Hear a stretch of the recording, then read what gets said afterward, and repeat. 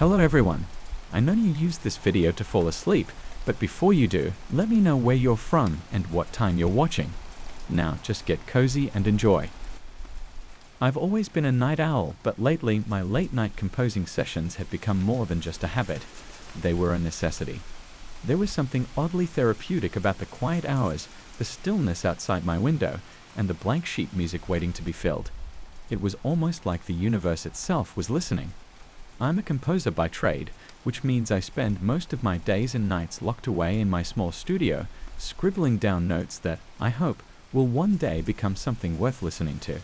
It's a lonely kind of work, but I've never minded the solitude. At least I didn't used to. A few months ago, I started noticing something strange. Every time I wrote a new piece, I'd look out my window the next night and find that the notes I'd written down seemed to mirror the patterns of stars in the sky. It was uncanny at first, an odd coincidence I shrugged off as my imagination. But then it happened again, and again. I kept telling myself it was just a fluke. I mean, how could a piece of music align with the constellations? It didn't make any sense. But the more I tried to ignore it, the more precise the match became. The rhythm of the music would echo the positioning of the stars, and the crescendos would align with the brightest points in the sky. It was as if the cosmos were dancing to my symphonies. It was about 2 weeks ago when things started to escalate. I had just finished a particularly intricate composition. I remember feeling exhausted but exhilarated, like I had just captured something truly unique. That night, I stepped outside for a breath of fresh air, still humming the melody to myself. When I looked up, my heart almost stopped. The stars above me weren't just mirroring the piece. I realized they were forming the exact same patterns I had written, down to the last note. A shiver ran down my spine as I tried to comprehend it. There, among the usual constellations, were new formations, ones I had never seen before. And yet, they were all there on my sheet music.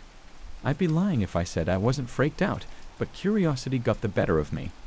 Over the next few days, I became obsessed. I composed relentlessly, pushing myself to see just how far this connection would go. I stopped sleeping, stopped eating. The music consumed me. With each new piece, the stars responded. The sky became a canvas for my compositions, transforming in ways that defied all logic. I began to wonder if I was somehow controlling it, if my music had the power to shake the heavens. But the idea was ridiculous, wasn't it? One night, after finishing another composition, I decided to test my theory. I wrote the most chaotic, dissonant piece I could muster, an abomination of sound that no one would ever want to listen to. It was a mess of jarring chords and offbeat rhythms, a symphony of madness. I didn't expect anything to happen, but I had to know. When I stepped outside, I almost wished I hadn't. The sky was in turmoil. The stars, once a gentle reflection of my music, were now erratic, pulsating violently. It was as if the sky itself was screaming. My heart pounded in my chest as I watched the chaos unfold. I felt like I had ripped apart the fabric of the universe with my own hands. Terrified, I ran back inside and tore the sheet music into pieces, my hands shaking. I told myself I would stop. I would never compose again. But deep down, I knew it was too late. Whatever I had done, I couldn't take it back. I tried to live a normal life after that. I didn't touch the piano for days, but the silence was unbearable. I couldn't shake the feeling that the stars were watching me, waiting for their next command. Every time I looked up at the night sky, I could see them flickering, restless. Then, a few nights ago, something changed. I was lying in bed, staring at the ceiling when I heard it, a faint melody, almost like a whisper. It was coming from outside. I got up, heart pounding, and opened the window. There, drifting on the cool night breeze, was the same melody I had heard in my dreams. It was the music I had destroyed, the dissonant symphony of chaos. But it wasn't just the wind carrying it. The stars were singing. Their light pulsed in time with the notes, weaving the melody through the air. I stumbled back, slamming the window shut. It didn't help. The music was inside my head now, echoing through my skull. I couldn't block it out. The next day, I tried everything I could think of to drown it out, blasting music, plugging my ears, even taking sleeping pills to knock myself out. Nothing worked. The music was relentless, growing louder and more insistent with each passing hour. I couldn't eat, couldn't sleep. All I could hear was that infernal melody, twisting and writhing through my mind like a parasite. Last night, I reached my breaking point. I went back to my studio, shaking and exhausted, and sat down at the piano. My fingers moved on their own, playing the cursed melody I had sworn never to touch again. As I played, the room seemed to warp and twist around me, shadows dancing on the walls. When I finally looked up, my blood ran cold. Outside my window, the stars had formed something new, something I hadn't written. It was a shape, a figure, almost human, standing among the constellations. It was watching me, its eyes two burning stars fixed on me with an intensity that made my skin crawl. I tried to stop playing, but I couldn't. My hands were frozen, locked in place as if someone else was controlling them. The music swelled, the melody turning darker and more twisted, and the figure in the sky began to move.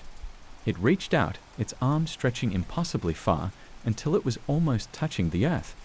I screamed, tearing my hands away from the piano, and the music stopped. The figure vanished, and the stars returned to their usual positions, but I could still feel its gaze, like a shadow lingering at the edge of my vision. I haven't touched the piano since. I can't. The music is still there, just beneath the surface, waiting for me to bring it to life. And the stars, they haven't changed. They're still watching, waiting for their next symphony. I don't know what's happening to me, or why this is happening at all. All I know is that I can't compose anymore. If I do, I'm afraid of what I might unleash. There's something out there, something that's been listening to my music, and I don't think it means well. The nights are getting longer now, the stars brighter and more restless. I've started seeing the figure again, just out of the corner of my eye, flickering among the constellations. It's closer now, almost close enough to touch. I don't know how much time I have left. Maybe I'll burn all my compositions, destroy every note I've ever written. Maybe it'll be enough to break the connection, but deep down I know it won't make a difference. The music has already been written in the stars, and I'm just the instrument. And when it plays its final note, I'm afraid of what will come down from the sky to claim me. The stars are singing, and they won't stop until the last song is played. I've been a plasterer for over 20 years. I've seen all kinds of jobs, from restoring crumbling old estates to patching up the walls of new apartments. But nothing ever prepared me for what happened last summer. It started like any other job, simple, straightforward, a bit boring. A new client, a wealthy guy named Mr. Thorne, had bought an old Victorian house on the outskirts of town. It was one of those places that looked like it had 1,000 stories to tell, all of them bad. When I first walked into the house, the place was in shambles. The walls were cracked, the ceilings sagged, and the floors creaked like they were whispering secrets. But the weirdest thing was the wallpaper in the living room. It was peeling off in large chunks, revealing a series of strange patterns underneath. At first, I thought it was some old design from the Victorian era, but the shapes were too odd, too irregular. It looked almost like writing, but in a language I couldn't understand. Mr. Thorne didn't seem to care much about the house's history. He just wanted it fixed up so he could flip it for a profit. He handed me a few cans of plaster mix and told me to get started. I bought this stuff from an old supplier, said it sets fast, saves time. He explained, a grin plastered on his face, as if he found some hidden treasure. I didn't think much of it. A job's a job, and the faster I get it done, the sooner I get paid. But when I opened the first can, the plaster looked off. It was darker than any mix I'd ever seen, almost a murky grey.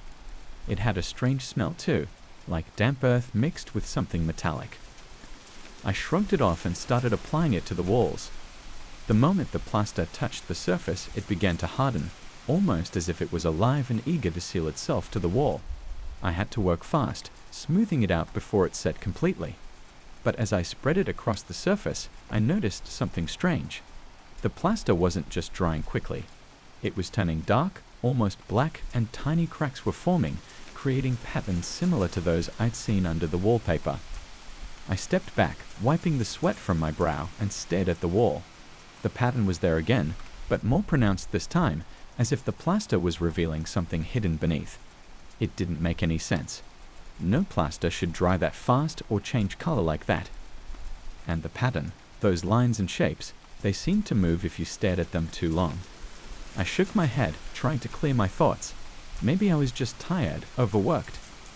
I decided to take a break and headed outside to get some air. As I stepped into the sunlight, the weight on my chest eased a bit. I told myself it was just a job, no different from any other, and I'd finish it quickly. But when I returned to the living room, something had changed. The room felt colder, the air heavier, like I was walking into a cave. The walls seemed to loom over me, the dark patterns almost glowing in the dim light. I picked up my tools and forced myself to keep working. The faster I finished, the faster I could get out of there. But every time I applied the plaster, the same thing happened. The surface darkened, cracked, and those unreadable patterns appeared, more vivid each time. I could feel something watching me, lurking just beyond my sight, waiting. The sensation grew stronger, like an itch I couldn't scratch, a whisper I couldn't quite hear. One night, I decided to stay late. I wanted to finish the job and be done with it. Mr. Thorne had promised a hefty bonus if I could complete the work ahead of schedule, and I needed the money. So I kept plastering, ignoring the way the walls seemed to pulse with each stroke of my trowel. It was past midnight when I stepped back to admire my work. The entire wall was covered in that strange, dark plaster, the cracks forming a web of unreadable symbols. I was exhausted, my muscles aching, but I felt a strange satisfaction seeing the job nearly complete. And then the room went silent. Not just quiet, silent, like all sound had been sucked out, leaving a vacuum of nothingness. I turned, my heart pounding in my chest, and saw the pattern on the wall shifting, twisting. The cracks widened, revealing not just the wall beneath but something beyond, something dark and endless. I blinked, my breath caught in my throat as the patterns began to move, flowing like liquid shadows. They formed shapes, faces, eyes staring back at me, mouths whispering words I couldn't understand. My legs felt like lead, my body frozen in place as I watched the wall transform into something alive, something aware. I don't know how long I stood there, staring, unable to move, but when I finally managed to tear my eyes away, I ran. I dropped my tools and bolted out of that house, not bothering to lock up or turn off the lights. I didn't care about the money, the job, or anything else. I just needed to get away. I didn't sleep that night. Every time I closed my eyes, I saw those patterns, those faces, those eyes watching me. I tried calling Mr. Thorne the next day, but his phone went straight to voicemail. I left message after message, but he never called back. I even drove by the house a few times, but it looked deserted, the windows dark and empty.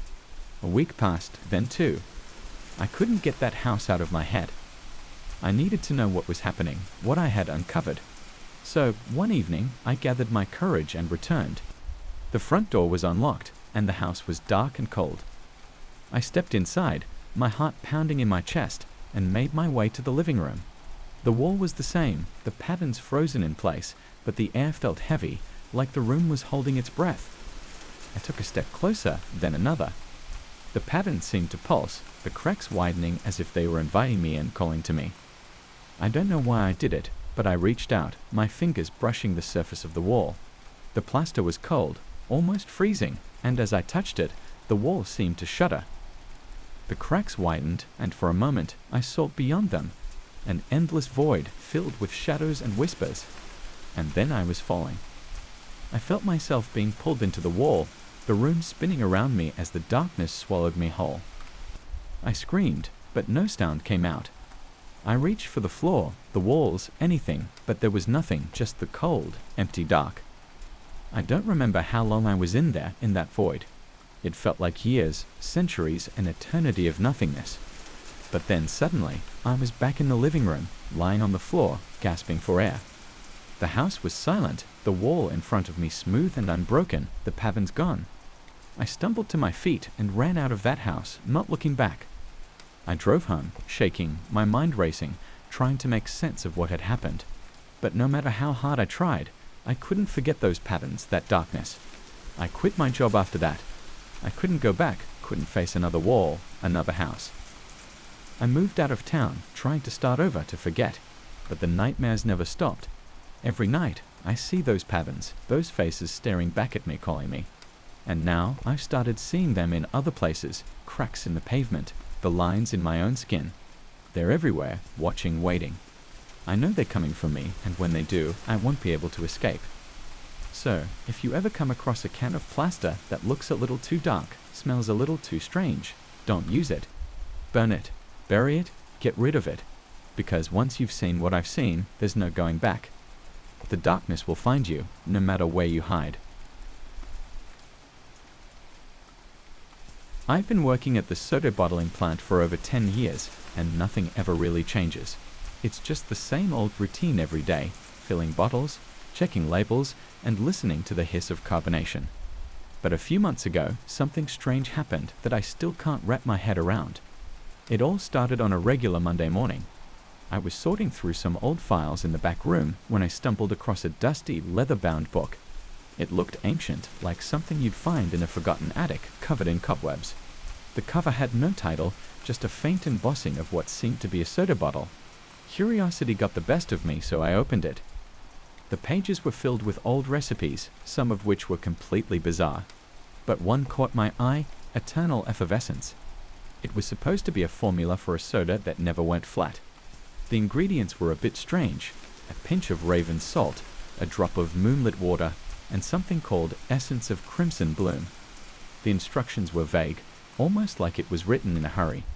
I probably should have just closed the book and left it at that, but I've always been curious about weird stuff. And the idea of a soda that never went flat was tempting. So, after my shift ended, I decided to try it out in the lab. I didn't have all the ingredients, obviously, so I improvised. I used regular salt, filtered water, and a few drops of some red food coloring for the crimson bloom. I followed the rest of the instructions as best as I could and mixed the concoction. I wasn't expecting much, but when I poured the liquid into a bottle and sealed it, something incredible happened. The bottle started to hiss softly, and bubbles began to form, tiny, delicate bubbles that seemed to dance around in the liquid. And they didn't stop. No matter how much time passed, the fizz stayed strong, just as promised. It was mesmerizing. I took a sip, and that's when things started getting weird. The soda was different. It tasted almost metallic, with a slight sweetness that lingered on my tongue. But the strangest part was the bubbles. They tickled my mouth, almost as if they were alive. And every time they popped, I felt a strange warmth spreading through my chest. I set the bottle down and stared at it for a while. That's when I noticed the bubbles were turning red. It wasn't immediate. It was gradual, like a slow bleeding into the liquid. I chalked it up to the food coloring mixing unevenly. But as I watched, the bubbles kept getting darker and darker until they were a deep, almost blood-red color. I should have thrown the bottle away then and there, but I didn't. I felt this bizarre urge to keep it, to see what would happen next. So I took it home. That night, I had the strangest dream. I was standing in the bottling plant, alone, and the place was dead silent. All the machines were off, and the air felt heavy, suffocating. I looked around and saw that the bottle with the red bubbles was sitting on the conveyor belt. The liquid inside was swirling, almost hypnotically. I reached out to grab it, but before I could, the bottle shattered, and the red liquid spilled out, spreading across the floor like a living thing. It crept towards me, and no matter how much I tried to move, I was rooted to the spot. The liquid wrapped around my feet, crawling up my legs, burning wherever it touched. I woke up sweating and gasping for air, the sensation still vivid. When I went to work the next day, the bottle was all I could think about. I snuck into the lab during my lunch break and checked it. The bubbles were still there, still red, and still fizzing like crazy. I couldn't help myself. I took another sip.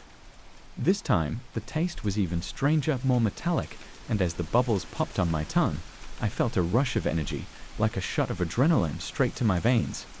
From that day on, I started drinking the soda every day. It became an obsession. I couldn't get enough of it. I felt stronger, more alert, but also something else. It's hard to describe. It was like a darkness was growing inside me, a restless, gnawing hunger that I couldn't satisfy. Things at the plant started getting weird too. People were noticing changes in me. My coworkers said I looked pale, almost sickly. But I felt fine, better than fine actually. I felt invincible. Then there were the accidents, small things at first. A conveyor belt malfunctioned, spraying bottles everywhere. A few days later, one of the tanks exploded, sending syrup flying. It was like the whole place was cursed. The final straw came when I started hearing voices. It happened late one night when I was the last one in the plant. I was in the lab, staring at the bottle, when I heard a whisper. It was faint, barely audible, but it was there. Drink. I spun around, but no one was there. The place was empty. I laughed it off, convinced I was just tired. But then I heard it again, louder this time. Drink. I looked back at the bottle. The bubbles were swirling faster now, almost angrily. I picked it up, my hands trembling. The urge to drink was overwhelming. It was like the soda was calling to me, pulling me in. I took a deep breath and brought the bottle to my lips. I don't remember much of what happened next. I drank, and the world went black. When I woke up, I was lying on the floor, the empty bottle beside me. My mouth tasted of metal and something else, something foul. I stood up, my legs shaky, and looked around. The lab was a mess, equipment scattered everywhere, and the air reeked of something rotten. I left the plant that night and never went back. But the worst part, the craving didn't go away. It got worse. I couldn't sleep, couldn't eat. All I could think about was that soda. That damned, cursed soda. I started having the dream again, every night. I was back in the plant, the bottle shattering, the red liquid crawling up my legs. But now there was a voice, a deep, guttural whisper that echoed in my head. Feed me. I tried to ignore it, but the hunger kept growing. I became a shell of myself, barely functioning. I avoided everyone, locked myself in my apartment, but the craving, it was unbearable. Then, one night, I woke up with a start. My throat was dry, burning. I stumbled to the kitchen, desperate for something, anything to drink. And there, sitting on the counter, was the bottle. I don't know how it got there. I'd smashed it weeks ago, thrown the pieces away. But there it was, whole and intact, the red bubbles swirling inside. I grabbed it, my hands trembling, and drank deeply. The liquid was thick, almost syrupy, and it burned as it went down. But I didn't care. I needed it. As I drank, I felt something shift inside me. A warmth spread through my chest, then turned to fire. I dropped the bottle, clutching my chest, gasping for air. My vision blurred, and I fell to the floor, convulsing. The last thing I remember was the taste of metal, sharp and bitter, as the darkness swallowed me. I woke up in the hospital. They said I'd been found unconscious, my apartment a wreck. I was dehydrated, malnourished. They asked me what happened, but I couldn't tell them. I couldn't explain the bottle, the soda, the voices. It's been a few weeks since then. I've tried to move on, to forget, but I can't. The hunger is still there, gnawing at me. And sometimes, late at night, I hear it, the whisper, faint but persistent. Feed me. I don't know what that soda was or where the recipe came from, but it wasn't just a drink. It was something else, something alive. And now, it's a part of me. I've made up my mind. There's only one way to end this. I'm going back to the plant, back to the lab. I'm going to destroy that book, that recipe. And then, I don't know. But I can't live like this anymore. If you're reading this, if you find this note, stay away from the plant. Stay away from that cursed soda. And whatever you do, don't drink it. Don't let it in. Because once you do, it never lets you go. I've been a barista for almost 5 years, so I've seen all kinds of coffee beans. But this one was different. It came in an unmarked burlap sack, tucked in with the usual delivery of Colombian and Ethiopian blends. I didn't pay much attention to it at first. Just another bean, right? But when I opened the sack, it caught my eye. It shimmered slightly under the fluorescent lights of the cafe, almost like it was covered in a thin layer of dew. Curious, I picked it up, turning it over in my fingers. It was smooth and dark, almost black, with a faint, almost imperceptible glow. I shrugged it off as a trick of the light and tossed it back in the bag. I had customers to serve, and the morning rush was just beginning. But that bean stayed on my mind. I couldn't shake the feeling that there was something special, no, something wrong about it. So, later that evening, after we'd closed up and the cafe was quiet, I decided to experiment a little. I ground the shimmering bean by itself and brewed a small cup just to see what it tasted like. The aroma was rich, but there was an undercurrent of something off. A sharpness that pricked at the back of my nose, like the scent of a wet forest after a thunderstorm. I took a tentative sip. The coffee was bitter, more bitter than anything I'd ever tasted before. But it wasn't the kind of bitterness you get from over-roasting. It was deeper, almost like it carried the weight of something ancient, something that had been lying dormant for centuries. I set the cup down, my mouth tingling, the taste lingering long after I've swallowed. It wasn't unpleasant, just strange. I didn't think much of it then. I cleaned up, locked the doors, and went home, trying to push the odd flavor out of my mind. But that night, I had the most vivid dreams. I was walking through a dense forest, the trees towering high above me, their branches weaving together to block out the sky. The ground was covered in a thick carpet of dead leaves, and the air was heavy with the scent of damp earth. I felt like I was being watched, but every time I turned around, there was nothing there, just the sound of the wind rustling through the leaves, and the distant cry of some unseen animal. Then I saw it. In the middle of a small clearing stood a twisted, gnarled tree, its bark black as midnight, its branches reaching out like skeletal fingers. At its base, nestled among the roots, was a single coffee bean. It shimmered faintly in the dim light, just like the one I'd found in the cafe. I woke up in a cold sweat, the taste of that bitter coffee still on my tongue. I tried to shake it off, telling myself it was just a dream, but it felt too real, too vivid. The next day, I couldn't resist making another cup. It was like the bean was calling to me, drawing me in. And the taste. It was even stronger this time, the bitterness wrapping around my tongue like a vice, squeezing until I could barely breathe. I had to set the cup down, my hands shaking. But even after I'd rinsed my mouth out with water, the taste lingered, clinging to the back of my throat like a stubborn shadow. That night, the dreams came again.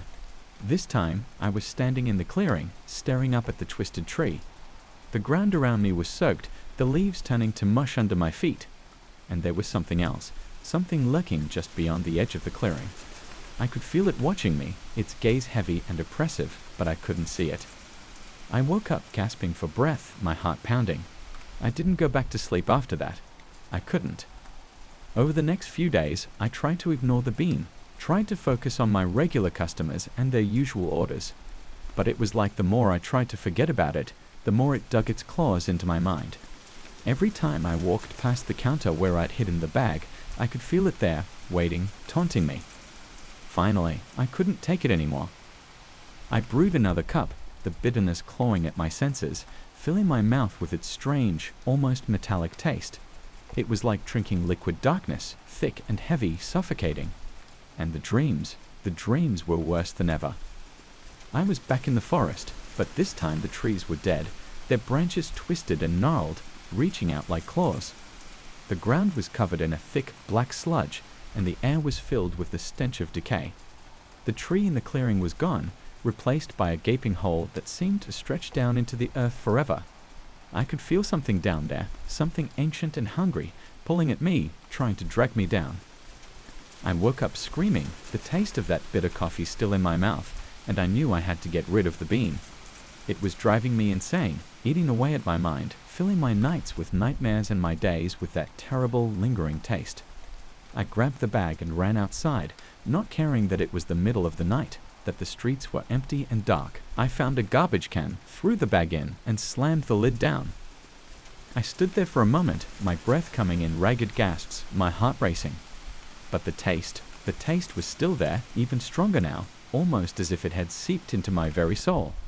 I stumbled back to the cafe, my head spinning. I felt like I was going to be sick. I barely made it to the sink before I started retching, my stomach heaving, my throat burning. But nothing came up, just that horrible, bitter taste, stronger than ever, coating my mouth like tar.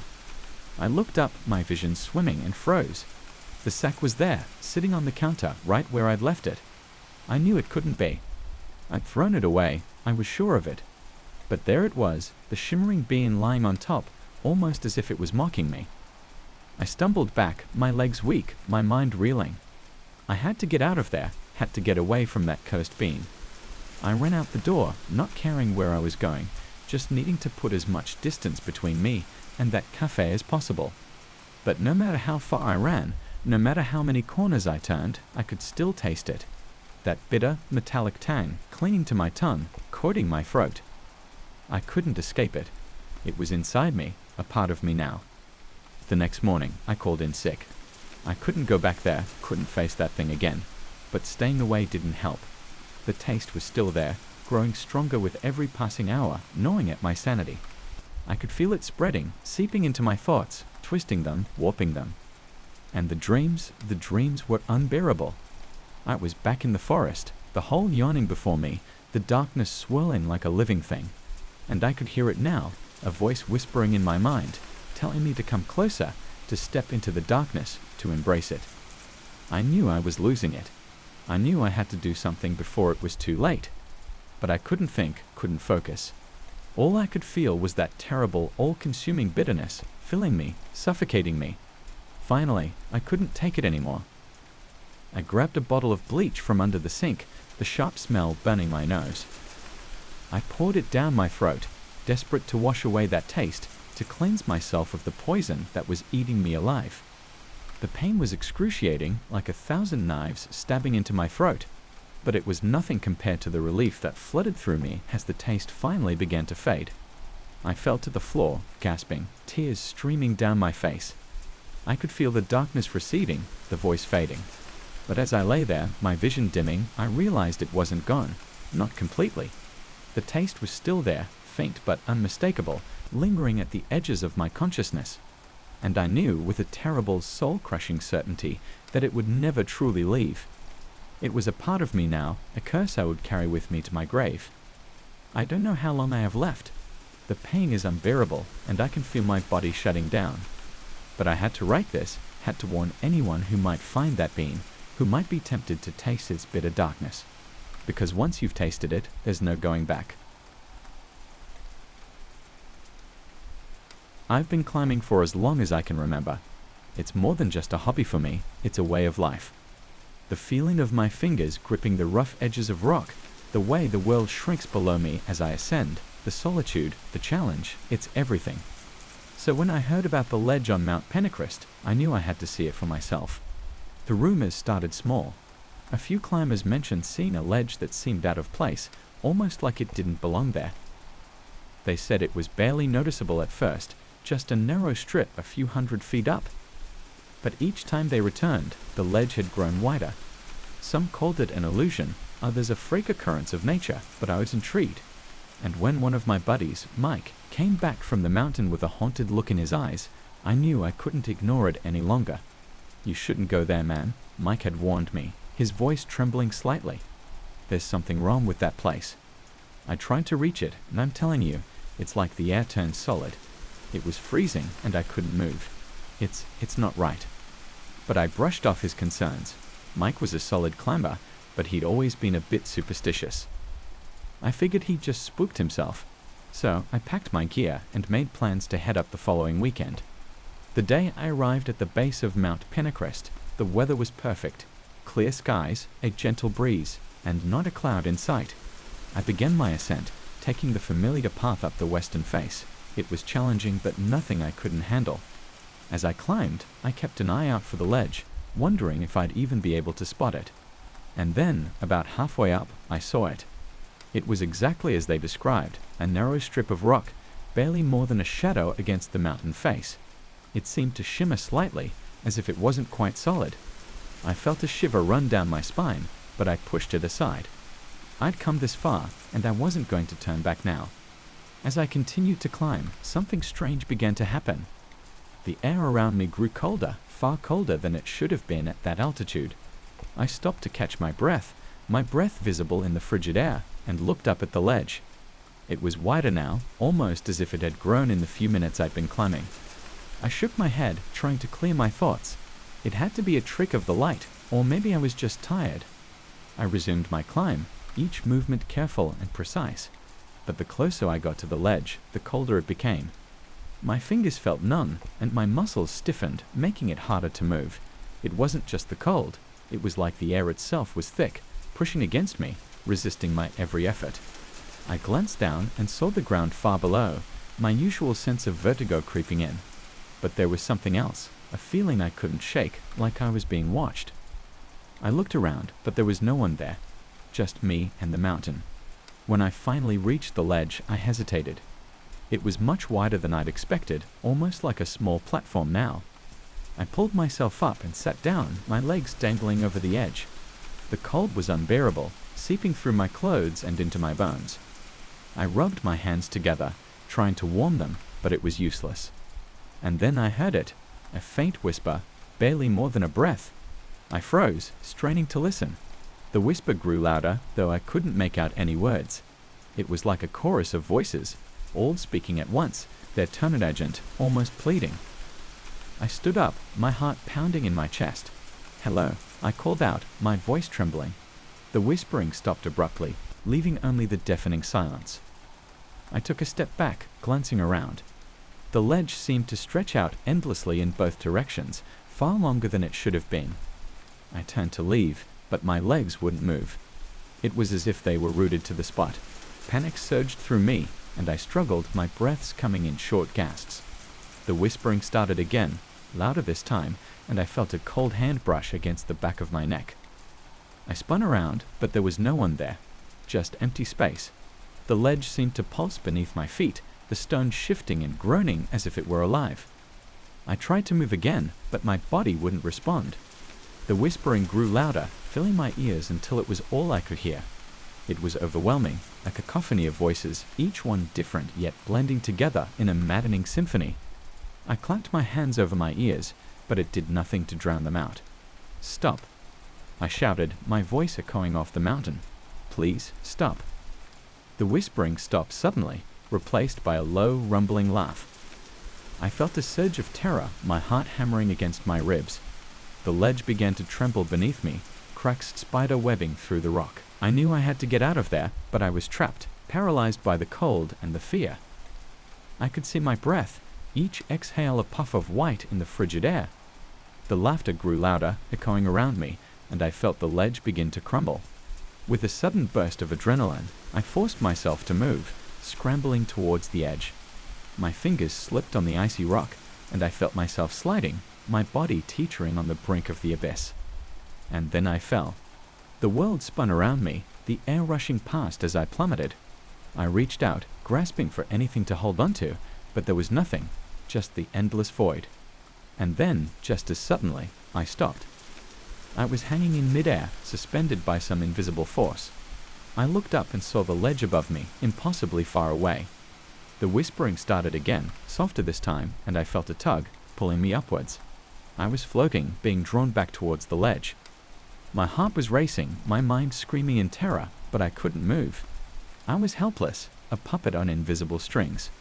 The ledge loomed closer, and I saw something standing there, a figure, shrouded in darkness, its eyes glowing with an eerie light. It reached out towards me, its hand cold and skeletal, and I felt a jolt of pain as it touched my forehead. I screamed, the sound ripping from my throat as the figure's touch burned into my skin. The whispering grew louder, and I felt myself being pulled apart, my body dissolving into the cold, dark air. And then there was nothing. No pain, no fear, just the cold, endless darkness. I was floating, weightless, my thoughts scattered like leaves in the wind. I tried to remember who I was, but the memories slipped through my fingers, fading into the void. The figure was gone, the ledge a distant memory. I was alone, drifting through the emptiness, my mind unraveling like a frayed rope. The whispering was gone, replaced by a deafening silence that pressed in on me from all sides. I don't know how long I floated there, lost in the darkness. Time had no meaning. Days, months, years, they all blurred together, melting into the endless night. And then, slowly, the cold began to fade. A faint warmth seeped into my bones, and I felt a distant tug pulling me back. I opened my eyes and saw a faint light in the distance, growing brighter with each passing moment. I reached out towards it, my fingers trembling.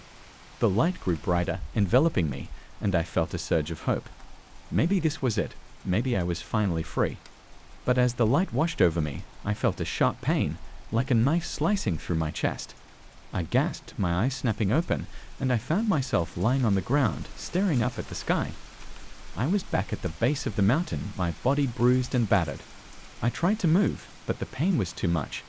I could only lie there, staring up at the ledge far above me. And then I saw it, The figure, standing on the edge, its eyes glowing with that same eerie light. It was watching me, its gaze piercing through the distance, and I knew with a sickening certainty that I would never be free. The ledge had claimed me, and I was its prisoner forever. It started on the second day of my trip.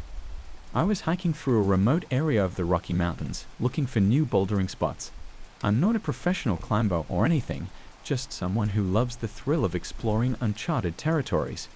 The isolation, the challenge, and the adrenaline, it's my escape from the monotony of everyday life.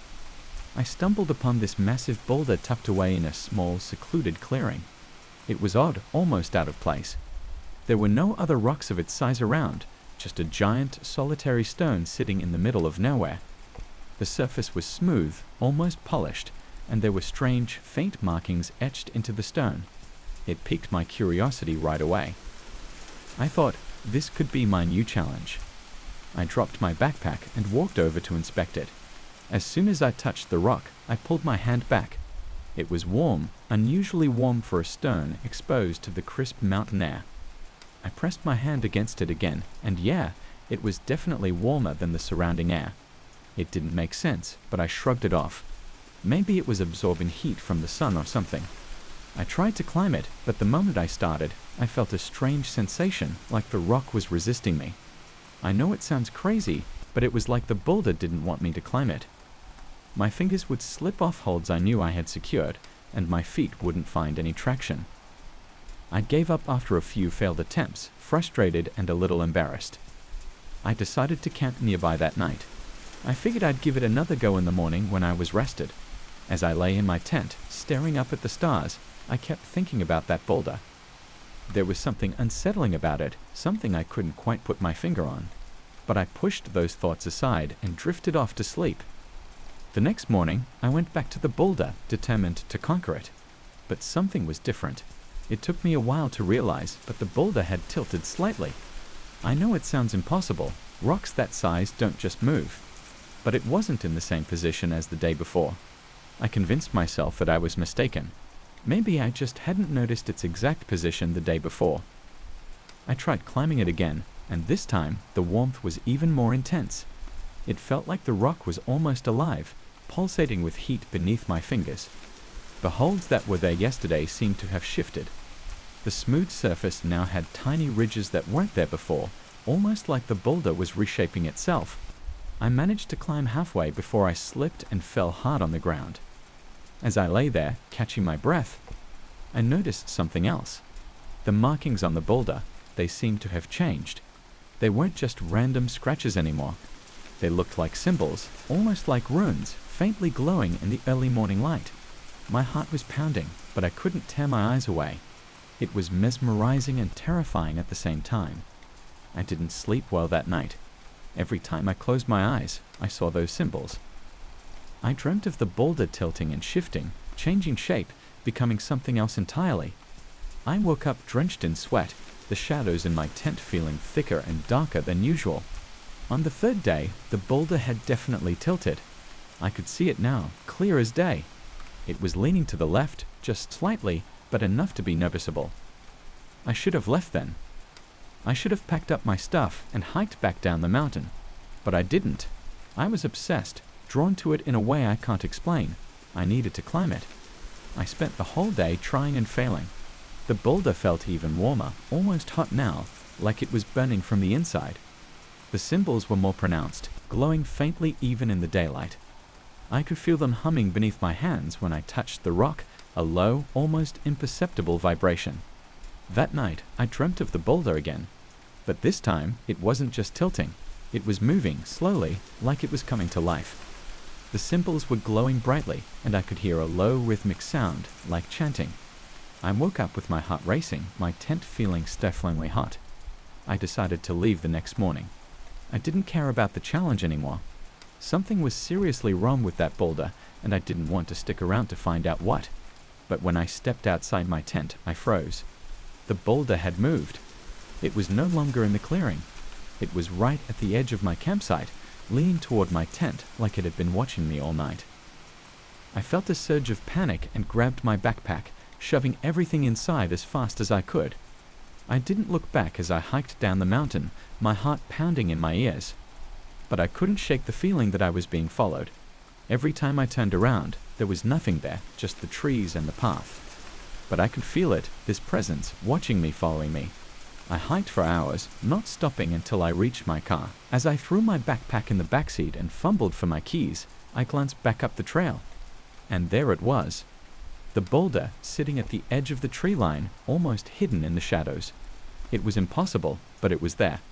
I could see the symbols glowing faintly, even from that distance. I floated out of there, not stopping until I reached the nearest town. I checked into a cheap motel and tried to calm down, telling myself it was all in my head. Rocks don't move, they don't follow people, but I knew what I saw. I didn't sleep that night. I kept the curtains drawn, my eyes glued to the window, half expecting to see the boulder outside. But nothing happened. By morning, I was exhausted, but I felt a little better. Maybe I had imagined it all. Maybe I was just tired and scared and seeing things. I decided to head home, put as much distance between me and that boulder as possible. But as I was packing up my things, I felt a familiar warmth on my skin. I looked down and my heart stopped. My arm, the one I had used to touch the boulder the most, was covered in faint, glowing symbols, just like the ones on the rock. Panic surged through me, and I tried to scrub them off, but they wouldn't budge. They were under my skin, like a tattoo that had been etched into my very being. The warmth was spreading, seeping into my bones, making me feel feverish and weak. I knew I had to do something, find someone who could help. But as I stumbled out of the motel, I saw something that made my blood run cold. There, at the end of the parking lot, was the boulder, sitting silently, the symbols on its surface glowing faintly in the morning light. I don't know how it got there, and I don't want to know. All I know is that it's here, and it's not going to let me go. I can feel it pulling me, calling me. The warmth is unbearable now, burning through my veins, making it hard to think, to breathe. I don't have much time left. I can hear it now, the low, rhythmic chanting from my dreams, growing louder and louder. I know what it wants. It wants me to come to it, to touch it one last time. I'm scared. I don't want to go, but I can't fight it. The pull is too strong. I can feel myself walking toward it, my body moving on its own. The symbols on my skin are burning now, searing into my flesh. I can see the boulder up close again, the symbols glowing brightly, almost blinding. I reach out, my hand trembling, and as soon as I touch it, the world goes dark. I don't know what happened after that. All I remember is pain, searing, blinding pain, and then nothing. When I woke up, I was lying at the base of the boulder, my body aching, my skin covered in glowing symbols. I can't leave now. I'm bound to this place, to this boulder. I can feel it inside me, like it's part of me now. I don't know how long I have left, but I know it's not much. So, if you ever find yourself hiking in the Rockies and you come across a solitary boulder in a clearing, do yourself a favor and walk away. Don't touch it, don't go near it. Just turn around and leave, because once it has you, it never lets you go. When I got the call from Mr. Granger, I thought it was just another routine job. I'd been cleaning ponds for years, and nothing surprised me anymore. Alga blooms, dead fish, clogged filters. It's seen it all. But this time, it was different. His voice was strained, almost desperate, as he described the issue. He said there was a layer of scum on his pond that just wouldn't go away. He tried everything, chemicals, skimmers, even hired other professionals, but nothing worked. I assured him I'd take care of it, packed up my gear, and drove out to his property. Mr. Granger's place was secluded, nestled deep in the woods, far from the main road. When I arrived, the first thing that struck me was the silence. No birds, no rustling leaves, just the wind whispering through the trees. It was eerie, but I brushed it off. After all, I was here for the pond. Mr. Granger led me to the back of his house, where the pond sat like a black eye in the otherwise lush green surroundings. It was covered in a thick, greasy layer of scum. The water underneath looked dark, almost like ink. I'd never seen anything like it before. Every time I try to skim it, he said, his voice trembling, the water changes. Changes how? I'd asked, more curious than concerned. It turns black thick, like tar, he whispered, as if afraid the pond might hear him. I nodded, trying to seem confident. I'll take a look. I set up my equipment and started with the basics. I dipped the skimmer into the water, and as soon as it touched the surface, the scum seemed to recoil like something alive. I pulled the skimmer back, and sure enough, the water began to darken. Within seconds, it looked like I was staring into an abyss. "Did you see that?" Mr. Granger asked, his eyes wide with fear. I nodded, not wanting to show how unnerved I was. "It's probably just some kind of chemical reaction," I said, though I wasn't convinced myself. I decided to test the water, taking a small sample and placing it in a vial. As I sealed it, I noticed something odd. The vial felt warm to the touch, almost like it was alive. I shrugged it off and went back to skimming the pond. Each time I tried to clear the scum, the water turned blacker, thicker, and the smell, oh God, the smell was like rotting meat. I gagged, stepping back. "What the hell is this?" Mr. Granger looked at me, his face pale. "I told you, I don't know. It's been like this for weeks." I decided to try something different. I took out a stronger chemical solution and poured it into the pond. The scum hissed and bubbled, and for a moment I thought it was working. But then the water turned jet black, thicker than ever, and something else happened. The pond began to ripple, even though there was no wind. I stared at the pond, and for a moment I thought I saw something in the water, a shape, or maybe a shadow. It was hard to tell, but it felt like something was looking back at me. I blinked, and it was gone. "Did you see that?" I asked Mr. Granger, but he just shook his head, looking at me like I was crazy. Maybe I was. I shook it off and continued working. Hours passed, and nothing I did seemed to make a difference. The scum always came back, thicker and darker. I was about to call it a day when I noticed something strange. My reflection in the pond. It wasn't me. It looked like me, but there was something off. The eyes were darker, almost hollow, and the mouth, my mouth, was twisted into a grin that didn't belong to me. I stumbled back, my heart pounding. "What the hell?" Mr. Granger rushed over. "What's wrong?" I pointed at the pond, but my reflection was normal again, just my tired, sweaty face staring back at me. "Nothing," I muttered. "I'm just tired." That night, I couldn't sleep. Every time I closed my eyes, I saw that twisted grin, those hollow eyes. I tried to convince myself it was just my imagination, but deep down, I knew something was wrong with that pond. The next day I went back. I didn't want to, but I had to. I had to know what was going on. Mr. Granger was waiting for me, looking even more haggard than before. "Did you figure it out?" he asked, his voice trembling. "No," I admitted, "but I will." I walked up to the pond, and there it was again, the scum, the black water. I took a deep breath and reached out with the skimmer. As soon as I touched the water, the same thing happened. The scum recoiled, the water darkened, but this time something else happened. The water began to rise, like it was being pulled upward by some invisible force. I stepped back, watching in horror as the water twisted and turned, forming a shape, a human shape. It was like a person made of water, standing in the middle of the pond. I couldn't move, couldn't breathe. The figure reached out, and I felt a cold breeze wash over me. It spoke, but not with words. I heard it in my mind, a whisper that sent chills down my spine. "Leave," it said. "This place is not for you." I stumbled back, almost tripping over my own feet. I looked at Mr. Granger, but he didn't seem to see the figure.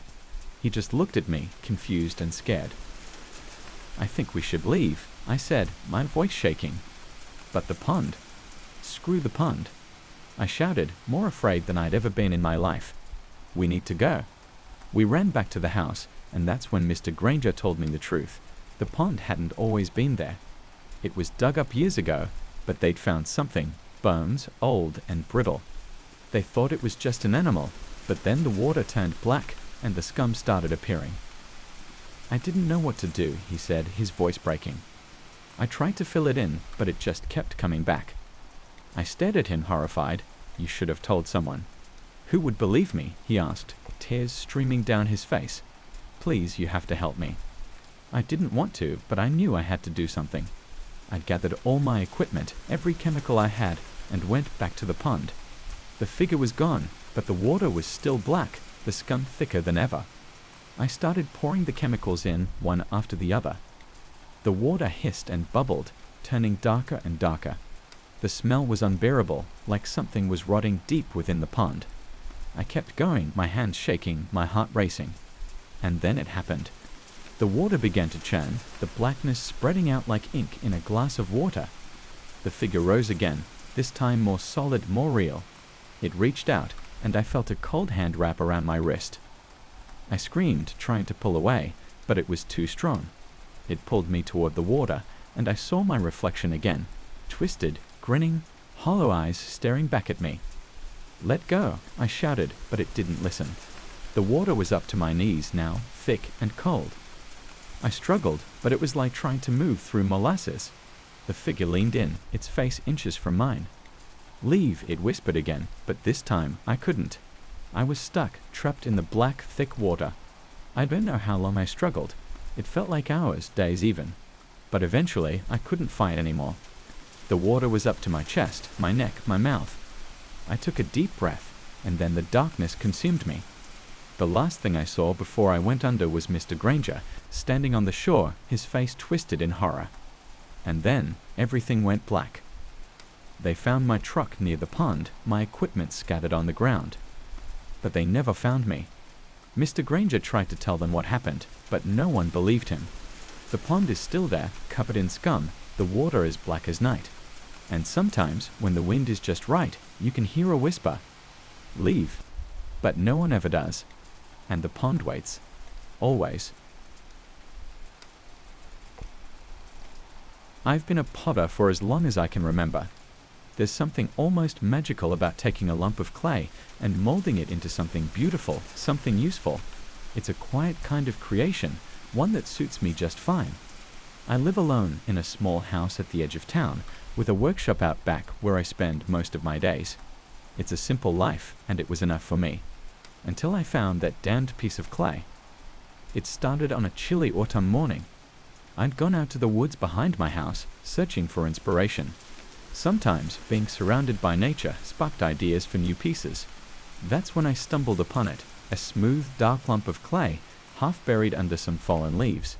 It was odd, finding clay like that in the middle of the forest, but it was perfect. It had a rich, deep color and a consistency that felt just right in my hands. I thought I'd struck gold. I brought it back to my workshop, eager to see what I could make with it. As soon as I started working, I knew there was something different about this clay. It moved under my fingers like it had a mind of its own, forming shapes I hadn't intended. It was almost hypnotic, the way it seemed to mold itself. Hours passed without me noticing. By the time I looked up, the sun had set, and in front of me was the most beautiful vase I had ever made.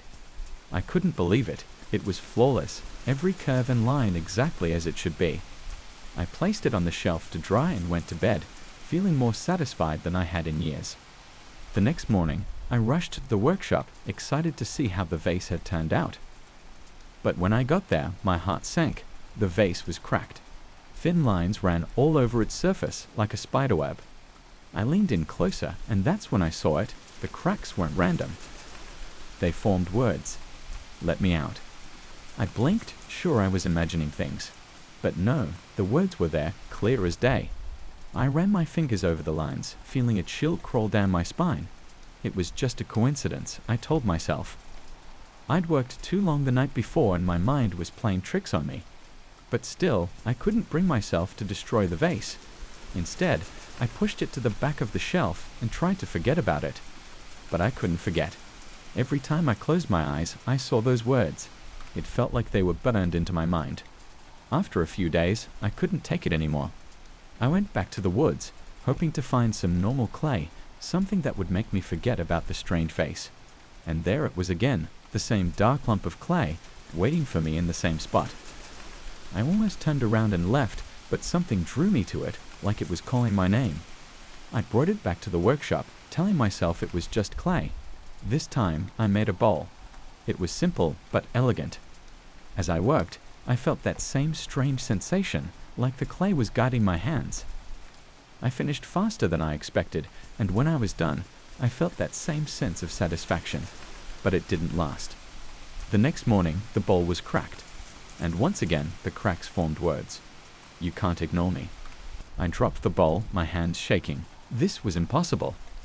I hadn't told anyone about the vase. No one knew about the clay. There was no way someone could be messing with me. But then, how could this be happening? I wanted to smash the bowl, throw it and the vase into the river and be done with it. But I couldn't. Instead, I hid the bowl next to the vase and tried to carry on like nothing had happened. But it kept happening. Every time I went back to the woods, the clay was there, waiting for me. And every time I made something with it, the piece would crack, and the cracks would form words. They got angrier, more desperate. Why won't you help me? I'm trapped. You have to break the curse. I stopped sleeping. I stopped eating. I couldn't think about anything else. The words haunted me, echoing in my mind, filling my dreams. I knew I had to do something, but what? How do you break a curse you don't understand? One night, I decided I had to know the truth. I took a piece of the cursed clay, and with trembling hands, I made a small figurine. I didn't know what I was making. I just let the clay guide me. When I was done, I was holding a tiny figure of a person, hunched over as if in pain. I placed it on the shelf and waited. This time, I didn't go to bed. I sat in the workshop, staring at the figurine, waiting for it to crack. Hours passed. My eyes grew heavy, but I didn't move. I had to see what would happen. Finally, as dawn was breaking, I saw it, the first crack, forming across the figurine's back. Then another and another. The cracks spread, forming a word. Please. And then the figurine shattered. The pieces flew across the room, and in the silence that followed, I heard it. A whisper, so faint I thought I was imagining it. Thank you. I felt a weight lift off my chest, and for the first time in weeks, I could breathe. I thought it was over. I thought I'd done what the clay wanted, that I'd freed whatever spirit was trapped in it. But I was wrong. So very wrong. That night, I woke up to a sound I couldn't place. It was soft, almost like someone crying. I got out of bed and followed the sound to the workshop. When I opened the door, my heart stopped. The shelves were empty. Every piece I'd made with the cursed clay was gone. The vase, the bowl, the shattered remains of the figurine. All of it. I looked around, frantic, trying to make sense of what I was seeing. And then I saw it. A figure standing in the corner, hunched over, just like the figurine I'd made. It turned to look at me, and I saw its face. Cracks covered its skin, forming those same desperate words. Why did you abandon me? I stumbled back, my mind reeling. This wasn't real. It couldn't be real. But the figure took a step toward me, and I felt the cold radiating from it like a winter wind.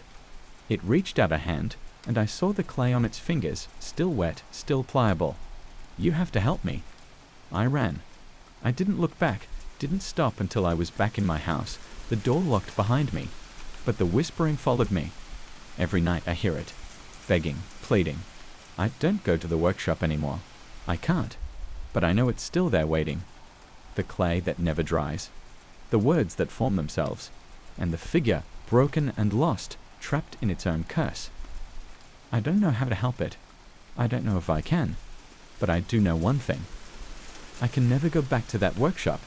Because if I do, I'm afraid of what I might find. Or worse, what might find me.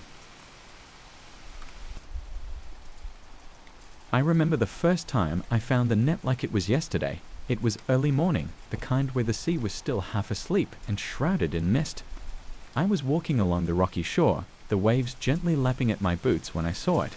At first, I thought it was just a heap of old fishing gear washed up by the tide, but something about it caught my eye. It was a fishing net, almost pristine, despite being tangled in some seaweed. What struck me the most was its unusual quality. It didn't have a single knot or tear, something any seasoned fisherman like myself would find odd. I hesitated for a moment, but curiosity got the best of me. I picked it up and felt an inexplicable urge to keep it. That day, I decided to take the net out on my small fishing boat, the Seabird. The sun had finally pushed through the mist, and the water was calm, almost welcoming. I cast the net over the side, expecting the usual resistance of the current or the occasional snag. But the net slid into the water effortlessly, as if it was made for this. I sat there for a few minutes waiting, and then I felt it, a strong pull. almost like something heavy was caught in the net. My heart raced as I imagined the size of the catch. I started pulling it up, expecting to see a massive hole of fish. But as I brought the net closer to the surface, I realized something was wrong. The net was empty. I frowned and shook my head, convinced I had done something wrong. I cast it again, and again the same thing happened. A strong pull, but nothing came up. It was as if the net was caught on something deep below, but each time I checked, there was nothing but water. It felt eerie, but I dismissed it as a fluke and decided to head back. Over the next few weeks, I took the net out with me every day. The same thing happened every single time. The net would pull tight, almost yanking the boat, but it always came up empty. Yet, I couldn't bring myself to stop using it. It's hard to explain, but it felt like the net was calling me, urging me to keep casting it. One evening, I was out on the water later than usual. The sky was a deep shade of purple, and the air had a chill to it. I threw the net into the sea, and this time, the pull was stronger than ever before. The boat lurched forward, nearly throwing me overboard. My hands burned as I gripped the rope, struggling to pull the net up. I was certain I had caught something big, maybe even a shark. But as I pulled with all my strength, the net remained empty. A wave of frustration washed over me. I cursed under my breath and tossed the net aside, deciding to head back to shore. As I turned the boat around, something caught my eye. Out on the water, a little way from the boat, there was a faint, almost imperceptible glow beneath the surface. It flickered like a flame struggling against the darkness. I felt a chill run down my spine, but I was too curious to turn away. I steered the boat toward the light, my heart pounding in my chest. As I got closer, the light grew brighter, more intense. I reached for the net again, my hands shaking. I cast it over the side, aiming for the light. This time, when the net pulled tight, it felt different. It wasn't just heavy, it felt alive. The rope vibrated in my hands as if something was trying to pull me in. I gritted my teeth and started pulling, my muscles straining. The light beneath the water pulsed, growing brighter and brighter until it was almost blinding. Then, just as suddenly as it started, the light vanished. The net went slack in my hands, and I nearly fell backward. I stood there, panting, my mind racing. I looked down at the net, dreading what I might find. To my shock, the net was still empty, but there was something else, an object tangled in the threads. I reached down and picked it up. It was a small, ornate box covered in barnacles and seaweed.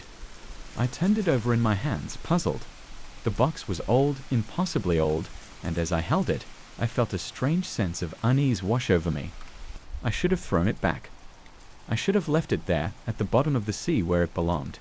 But I didn't. I took it back to shore, my curiosity overwhelming my fear. Back home, I placed the box on the kitchen table and stared at it for what felt like hours. There were strange markings on its surface, symbols I didn't recognize. My fingers itched to open it, but a part of me knew it was a terrible idea. Eventually, I gave in. I reached for the lid and hesitated for a moment, my heart hammering in my chest. Then I lifted it. Inside, there was nothing but darkness. A deep, unfathomable void that seemed to stretch on forever. I couldn't tear my eyes away. It was like staring into the abyss, and the abyss was staring back. I don't know how long I stood there, gazing into that blackness. It felt like hours, but it could have been days. My mind was a blur, my thoughts tangled like a fisherman's line. I could feel something pulling at me, drawing me closer, but I couldn't move. I was frozen, trapped by that endless void. And then I heard it. A whisper, faint and distant, echoing from deep within the darkness. It was a voice, calling my name, beckoning me to come closer. I shook my head, trying to break free from its spell, but the pull was too strong. I don't remember much of what happened next. I must have blacked out because the next thing I knew, I was lying on the floor, the box still open beside me. My head was throbbing and my hands were cold, as if I had been clutching ice. I stumbled to my feet and slammed the lid shut, my heart racing. I shoved the box into a drawer and locked it, trying to shake off the lingering sense of dread. But I couldn't forget what I had seen, what I had felt. That night, I couldn't sleep. The whispering voices echoed in my mind, growing louder and more insistent. I felt like I was being watched, like something was lurking in the shadows, just out of sight. The next day, I went back to the sea. I took the box with me, my hands trembling as I carried it down to the shore. I knew I had to get rid of it, to throw it back into the depths where it belonged. But as I stood there, staring at the waves crashing against the rocks, I felt a surge of anger. I threw the box as hard as I could, watching as it disappeared beneath the water. I thought that was the end of it. I thought I was free, but I was wrong. That night, I heard the voices again, louder this time. They were coming from the net, which was hanging on the wall of my shed. I could see it from my window, the ropes swaying as if something invisible was pulling at them. I wanted to burn it, to get rid of it, but I was too afraid. The voices were telling me things, terrible things. They spoke of the darkness beneath the sea, of the things that lurked in the depths, waiting to be released. I tried to ignore them, but they wouldn't stop. They haunted my every waking moment, filling my mind with images of the abyss. I could feel it, pulling me closer, dragging me down. And then, one night, I couldn't take it anymore. I grabbed the net and the box, my mind a haze of fear and desperation. I took the boat out, further than I had ever gone before. The water was calm, the sky clear, but I could feel the darkness pressing in around me. I threw the net into the water, the box clutched tightly in my hand. I could feel the pull, stronger than ever. The voices were screaming now, urging me to let go, to give in. And then, with a final, shuddering breath, I did. I let the box slip from my fingers, watching as it sank into the depths. The net pulled tight, and I felt something wrap around my leg, dragging me toward the edge of the boat. I fought, but it was useless. The darkness was pulling me in, dragging me down into the abyss. The last thing I saw before the water closed over my head was the net, its threads twisting and writhing like the tendrils of some monstrous creature. And then there was only darkness. I've been a window cleaner for the better part of a decade now. It's not the most glamorous job, but there's something satisfying about taking something dirty and making it spotless again. I've seen all kinds of grime, dealt with all sorts of smudges, and wiped away countless fingerprints. But I've never come across anything like the pane of glass at the old McAllister building. The McAllister building is one of those old office buildings downtown, the kind that used to be full of life and bustling with people but now just sits there, mostly abandoned. There are only a few tenants left, and they've got me coming in twice a week to keep the place looking decent, at least on the outside. It started about a month ago. I was doing my usual rounds, washing the windows from the top floor down. There was this one pane, the third one from the left on the 10th floor. It looked a bit cloudier than the others, like someone had pressed their face against it and left a greasy mark. Nothing unusual. I got my squeegee and soap, gave it a good scrub, and thought nothing of it. But the next time I came back, the same window looked cloudy again. Not like someone had touched it, more like the glass itself had become dull, like it had aged 100 years in just a few days. I cleaned it again, putting a bit more elbow grease into it this time. But when I finished, the glass looked strange. Darker, almost like a shadow was trapped inside it. I remember standing there for a moment, just staring at it. I even checked the other windows to see if maybe it was a trick of the light, but no, it was definitely that one pane. It was like something was spreading inside it, a faint blackness that seemed to pulse slightly as I watched. I shrugged it off at first. Maybe it was some sort of defect in the glass, I told myself. I'm no expert on windows beyond keeping them clean, so I left it at that and finished my work. The next week I came back, and the window was worse. The dullness had grown, almost covering the entire pane now. It looked like someone had poured black ink into the glass, and it was slowly seeping through. I couldn't help but feel uneasy, but I did my job. I scrubbed and scrubbed, but no matter how hard I worked, the darkness didn't go away. If anything, it seemed to deepen, like I was pushing it further into the glass. I started having nightmares after that. I'd dream of standing in front of that window, but instead of my reflection, I'd see something else. Something dark and twisted, moving just beneath the surface. It would press against the glass, as if it was trying to push through to my side. I'd wake up drenched in sweat, my heart racing. But nightmares are just that, nightmares. Also, I thought, one day, after another failed attempt to clean that cursed pane, I decided to ask around. I talked to Mr. Jacobs, the building's maintenance guy. He's been there for years, knows every nook and cranny of that place. He looked at me with this strange expression when I mentioned the window. "That pane's been replaced 3 times in the past 2 years," he said, his voice low. "Same thing every time. Starts out fine, then it gets cloudy, then dark. Last time, the glass shattered on its own. No one was around. We found pieces scattered all over the room." I felt a chill run down my spine. "Why didn't you tell me?" Mr. Jacobs just shrugged. "I thought you knew. Thought it was just a weird defect. But now that you mention it," he trailed off, looking at the ground. "You should be careful, though. There's something wrong with that window." I tried to laugh it off, but his words stuck with me. What could be wrong with a window, of all things? Glass is just glass, right? But every time I stood in front of that pane, I felt it, an overwhelming sense of dread, like something terrible was watching me from the other side. Things escalated quickly after that. I started hearing whispers, soft and indistinct, like voices carried by the wind. I'd be cleaning, and suddenly I'd hear my name, faint and distant. I'd whip around, but there'd be no one there. Once I could have sworn I saw a face in the glass, just for a second, pale with hollow eyes staring right at me. I nearly fell off my ladder. I stopped cleaning that window after that. I'd skip it, pretend I didn't see the darkness spreading further and further. It was like an ink stain slowly creeping across a page, consuming everything in its path. But ignoring it didn't help. The dreams got worse. I'd wake up screaming, my throat raw, my sheets soaked with sweat. Then last night, I got a call from Mr. Jacobs. He sounded panicked, his words rushed and frantic. "You need to get here." Now, it's the window. I didn't want to go. Every instinct told me to stay away, but I went anyway. When I got there, the building was dark and silent, the only sound my footsteps echoing in the empty lobby.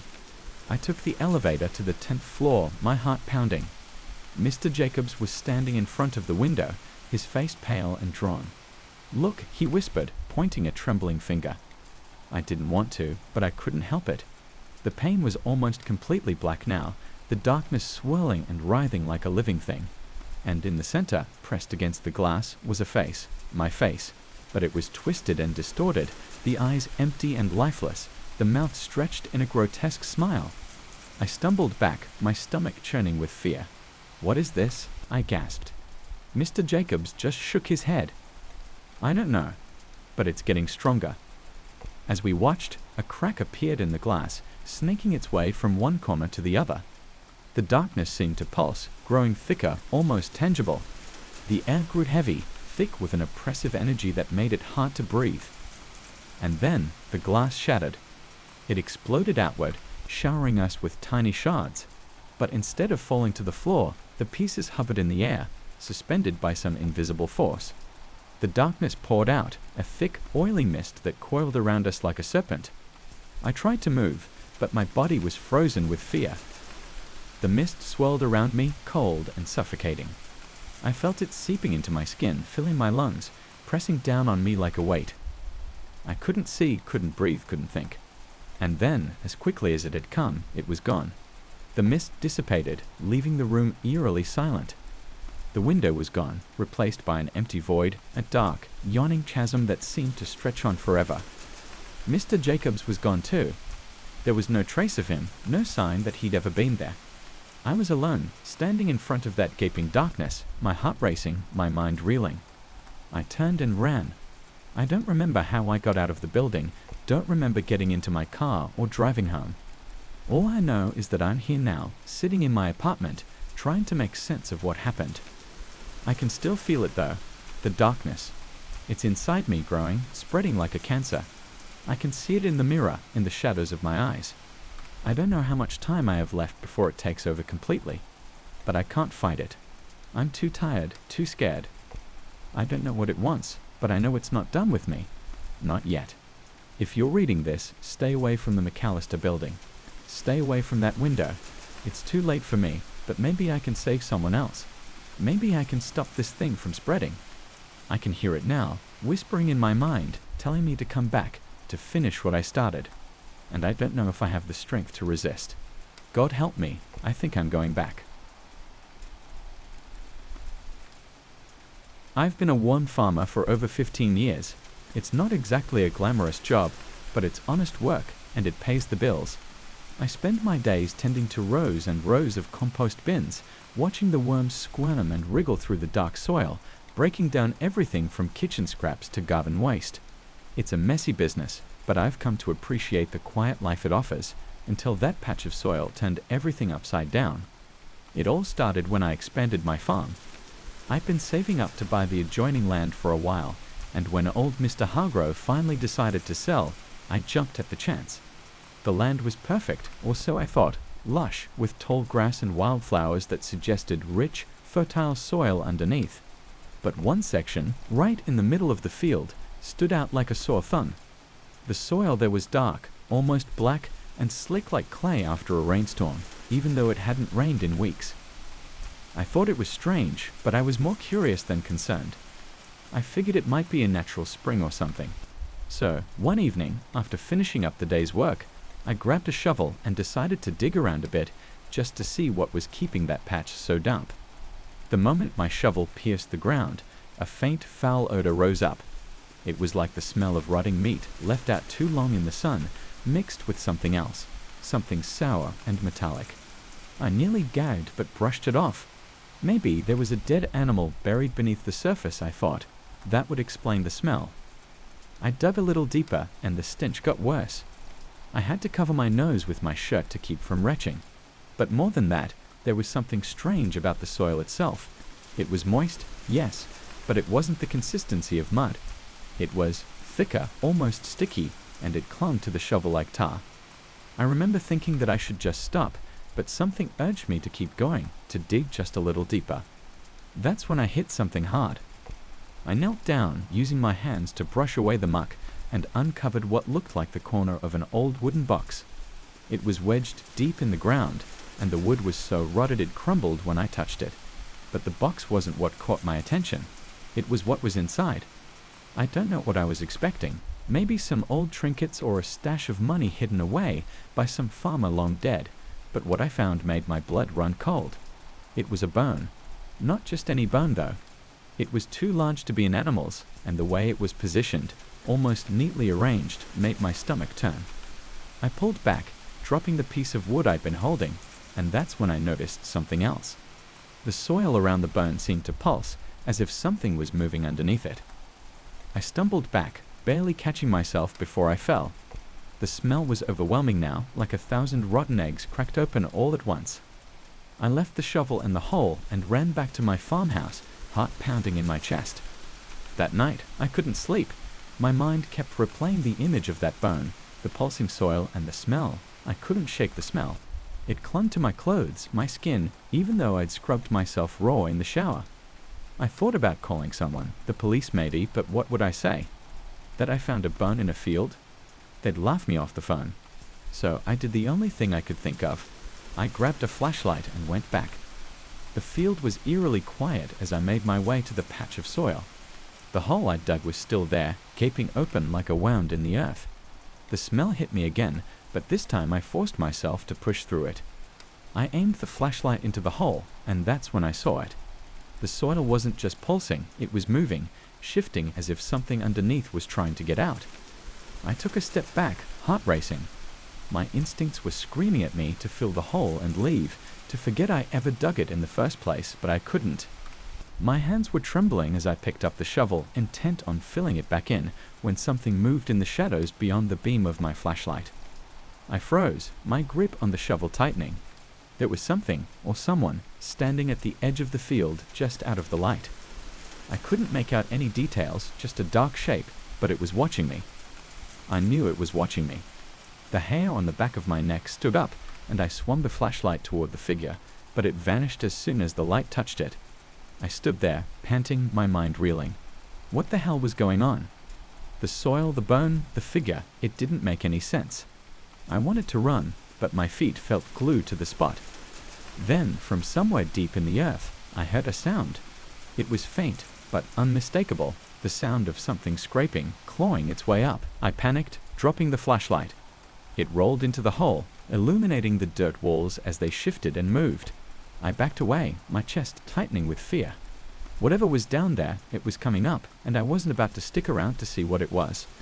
I ran back to the farmhouse, slamming the door behind me and locking it for good measure. I felt ridiculous, like a kid scared of the dark, but the fear was real.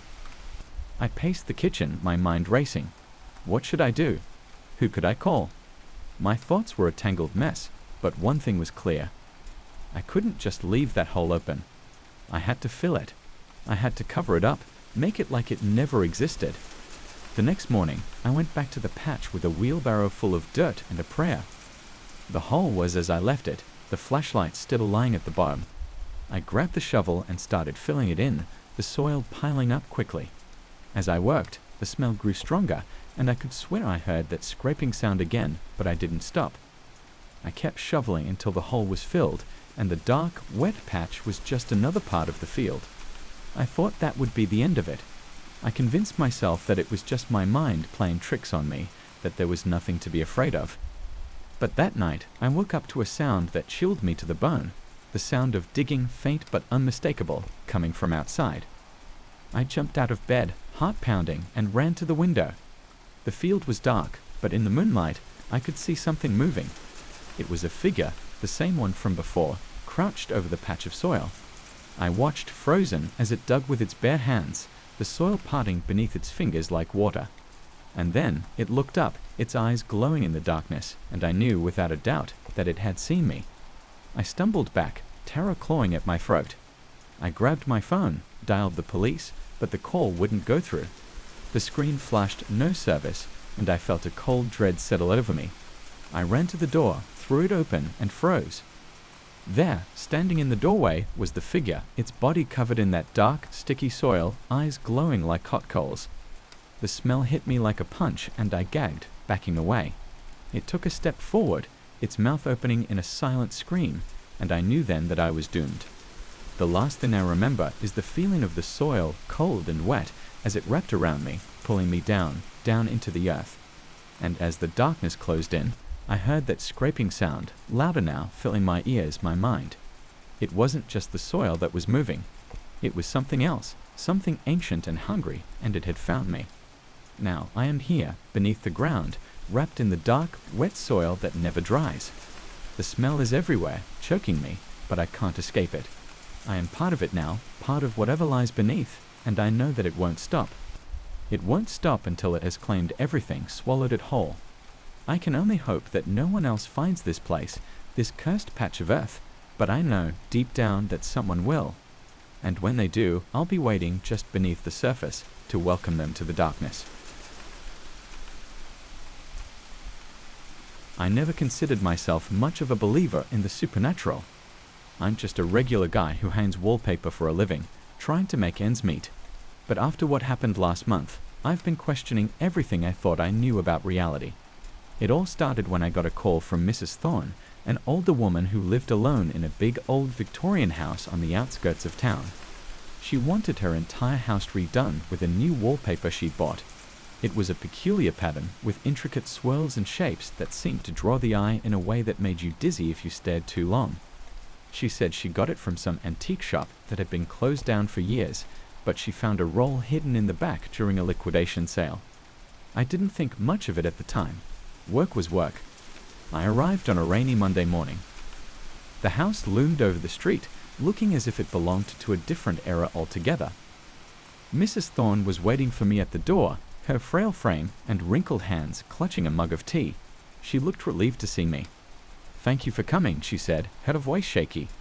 "I've been meaning to get this done for a while." I nodded, smiling politely. "No problem, Mrs. Thorne. I'll get started right away. Just show me where you'd like me to begin." She led me to the living room, and that's where I saw the wallpaper up close for the first time. It was even more bizarre than I remembered. The pattern wasn't just intricate, it was almost alive. Tiny shapes seemed to dance and shift if you caught them out of the corner of your eye. But when you looked directly at them, they were just ordinary shapes. I chalked it up to the poor lighting in the room and started working. The first day went by without a hitch. I finished the living room and moved on to the dining room. But as I packed up for the day, I noticed something strange. The living room felt wrong. It was cold, and not just from the drafty windows. It was the kind of cold that gets under your skin, making your bones ache. I shrugged it off, thinking maybe the heating system was faulty. The next morning, I came back to continue my work. Mrs. Thorne wasn't around, so I let myself in. The chill hit me as soon as I stepped into the living room. It was colder than the day before, and there was this faint smell of something metallic. I tried to ignore it and got to work. As I papered the next room, I started noticing that the pattern seemed different from the day before. It was subtle, but it was there. The swirls seemed more jagged, the shapes more distorted. I thought I must have been imagining it. Maybe I was just tired. But the strangest part was yet to come. By the time I reached the third room, I couldn't deny it anymore. The wallpaper was changing. Not just slightly either. Entire sections of the pattern were shifting, rearranging themselves into new designs. I took a few steps back and stared at the wall, my heart racing. I tried to tell myself it was a trick of the light, but deep down, I knew that wasn't it. I decided to take a break and went to find Mrs. Thorne. I found her sitting in the kitchen, staring blankly at the wall. When I asked if she'd noticed anything strange about the wallpaper, she just shook her head and muttered something about the house being old and drafty. I could tell she didn't believe me, so I left it at that. The following days were worse. Each morning, the house seemed colder than before, and the wallpaper was changing faster now. What started as subtle shifts turned into drastic alterations. I'd paper a wall, and by the next day, the design would be completely different. It was as if the wallpaper was alive, evolving on its own. I tried to bring it up with Mrs. Thorne again, but she just brushed it off, saying I must be overworked. I wanted to quit, but something kept me coming back. Maybe it was curiosity, or maybe it was the strange pull the house had over me. Whatever it was, I couldn't leave. Then things took a turn for the worse. One night, I decided to stay late and see if I could catch the wallpaper in the act. I sat in the living room, the house eerily silent except for the ticking of an old grandfather clock in the hallway. I kept my eyes on the walls, waiting. Around midnight, I saw it. The wallpaper started to shift, the patterns twisting and morphing before my eyes. I felt a cold breeze brush past me, and suddenly, the shapes in the wallpaper weren't just abstract designs anymore. They were faces. Pale, hollow-eyed faces staring back at me, their mouths open in silent screams. I stumbled back, my heart pounding in my chest. I knew then that I had to get out of there. I packed up my tools and ran for the door. But as I reached the hallway, I saw Mrs. Thorne standing at the bottom of the stairs. She was different now, her eyes dark and hollow like the faces in the wallpaper. "You can't leave," she whispered, her voice echoing unnaturally in the empty house. "You've seen too much." I tried to push past her, but it was like hitting a wall. She didn't move, just stood there, blocking my way. I felt a chill run down my spine as the walls around me seemed to close in, the faces in the wallpaper watching me with hungry eyes. I don't remember how I got out, but I did. I ran to my truck and drove away, not stopping until I was miles away from that cursed house. I went straight to the police, but when they went to check the place out, they found nothing. The house was empty, no sign of Mrs. Thorne or the wallpaper. It was as if the whole thing had been a twisted dream. But I know what I saw. I've tried to put it behind me, but I can't. Every night I dream of those hollow eyes, those twisted, screaming faces, and every morning I wake up shivering, as if the cold from that house has followed me. A few days ago, I received a package in the mail. There was no return address, just a plain brown box. Inside, I found a single roll of that wallpaper. The pattern was the same, but now it was covered in dark, rusty stains. I knew immediately what it was. Blood. I burned the roll, but I don't think it's over. The house, or whatever it was inside it, hasn't let go of me. The air in my own house feels colder now, and sometimes, out of the corner of my eye, I think I see those faces in the shadows. I don't know what's going to happen to me, but I have a feeling it's not going to be good. Maybe the house will come for me, or maybe I'll just lose my mind. But one thing's for sure, I'll never hang wallpaper again, not after what I saw. I can only hope that whatever is lurking in that house stays there. But deep down, I know it won't, because some things aren't meant to be confined to one place. Some things are always watching, waiting, and they never really let you go. And now, I'm afraid it's only a matter of time before they come for me. I've always been a simple person. Born and raised in this little coastal town, making nets was the only trade I knew. My father did it, and his father before him. There's a certain peace in the repetitive motions of weaving twine, in the way your hands move almost without thinking, creating something useful out of nothing more than thread and skill. It was an evening like any other when it began. I was cleaning up my little workshop, the salty sea breeze drifting in through the open window, carrying with it the faint cries of seagulls and the distant sound of waves lapping against the shore. That's when I found it, a small, unassuming spool of twine, tucked away in the corner of a dusty shelf. I didn't remember buying it, but then again, I'd been using the same materials for years. It's possible it was just something I'd forgotten about. The twine felt different though, stronger, smoother, almost as if it had been spun from something otherworldly. The color was odd too, a deep, dark shade that seemed to shift from black to a deep green under the light. I thought nothing of it at first and decided to try it out. As I began weaving it into a net, I noticed something strange. No matter how much I worked with it, the twine never seemed to fray. Every other material I used would eventually show signs of wear, especially after hours of weaving, but not this one. It was perfect, flawless even. The first net I made was a simple one, meant for catching small fish. But as soon as I finished tying the last knot, I noticed the pattern had changed. It wasn't the neat, uniform grid I was used to. Instead, the knots seemed to have shifted slightly, forming a strange, almost intricate design that I couldn't remember weaving. I thought maybe I was tired. It wouldn't be the first time I'd make mistakes when I'd been working late. But then it happened again. And again. Every time I made a new net, the knots would rearrange themselves, creating new patterns as if the twine had a mind of its own. I should have stopped. Any sensible person would have. But there was something hypnotic about that twine, something that pulled me in and wouldn't let go. I started experimenting, weaving nets of different sizes and shapes, just to see what would happen. Each time, the knots shifted, forming symbols and shapes that seemed almost familiar, like something I'd seen in a dream. It wasn't until I showed one of the nets to old Marnie, the town's herbalist, that I realized something was truly wrong. She took one look at it, and her face went pale. "Where did you get this?" she whispered, her eyes wide with fear. I told her about the spool of twine, how I'd found it in my workshop.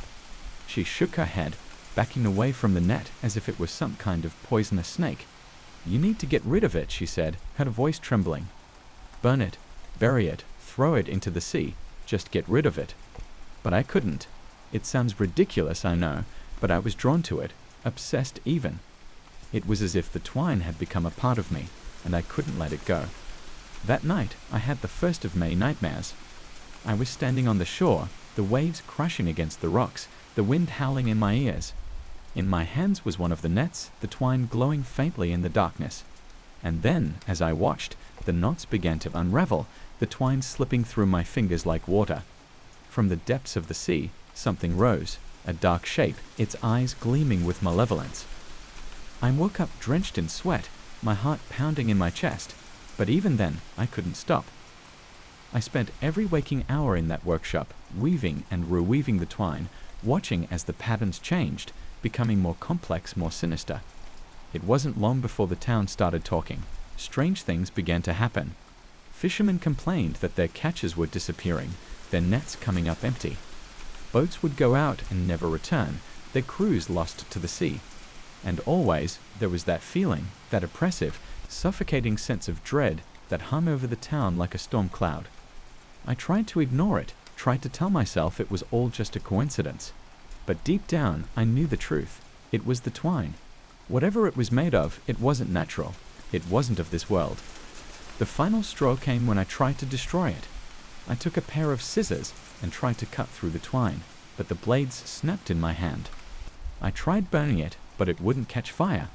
I even tried throwing it into the sea, but the next morning, it was back on my workbench, untouched. That's when I knew I was trapped. I stopped sleeping, stopped eating. My hands were raw and bleeding from the endless hours of weaving, but I couldn't stop. The patterns in the nets became darker, more twisted, filled with symbols I didn't understand that felt deep in my bones. It was as if the twine was speaking to me, whispering secrets from the depths of the ocean, from places that no human should ever know. And then, one night, I realized what the patterns were trying to say. They were a map, a guide to something hidden beneath the waves, something ancient and terrible, something that had been waiting for centuries to be found. I don't know how I knew, but I could feel it calling to me, pulling me closer and closer with each knot I tied. I should have stopped. I should have run. But I was too far gone, too lost in the madness that had taken over my mind. So I kept weaving, the twine slipping through my fingers like silk, the patterns forming on their own. And then, on the last night, I finished the final net. It was huge, larger than any I'd ever made, the knots twisted into a design so complex that it hurt my eyes to look at it. I knew what I had to do. I took the net and walked down to the shore, the waves crashing against the rocks, the wind howling in my ears. I don't know how long I stood there, staring out at the dark water. But then I saw it, a shape rising from the depths, its eyes gleaming with malevolence. It was the creature from my nightmares, the thing I'd seen in my dreams, and it was waiting for me. I don't remember what happened next. All I know is that when I woke up, I was lying on the shore, the net wrapped around me like a cocoon. The twine was gone, dissolved into the sea, but I could still feel its presence, lurking just beneath the surface, watching, waiting. I left the town after that. I couldn't stay, not after what I'd done. I knew the truth, even if no one else did. I'd awakened something that should have stayed buried. And now it was out there, waiting for the next fool to find it. So if you ever come across a spool of twine, dark as the depths of the ocean and smooth as silk, do yourself a favor.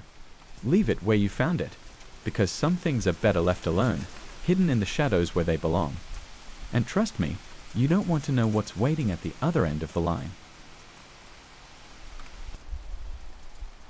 I've been a turf installer for a while now. It's a good job, and it keeps me outside, away from stuffy offices and fluorescent lights. I lay grass, make people's yards look nice. It's simple work. Or at least it was, until I took on this one job. I got a call from a man named Mr. Crowley. He sounded old, maybe in his 70s, and his voice had this strange, raspy quality to it, like he'd smoked 1,000,000 cigarettes and swallowed a handful of nails.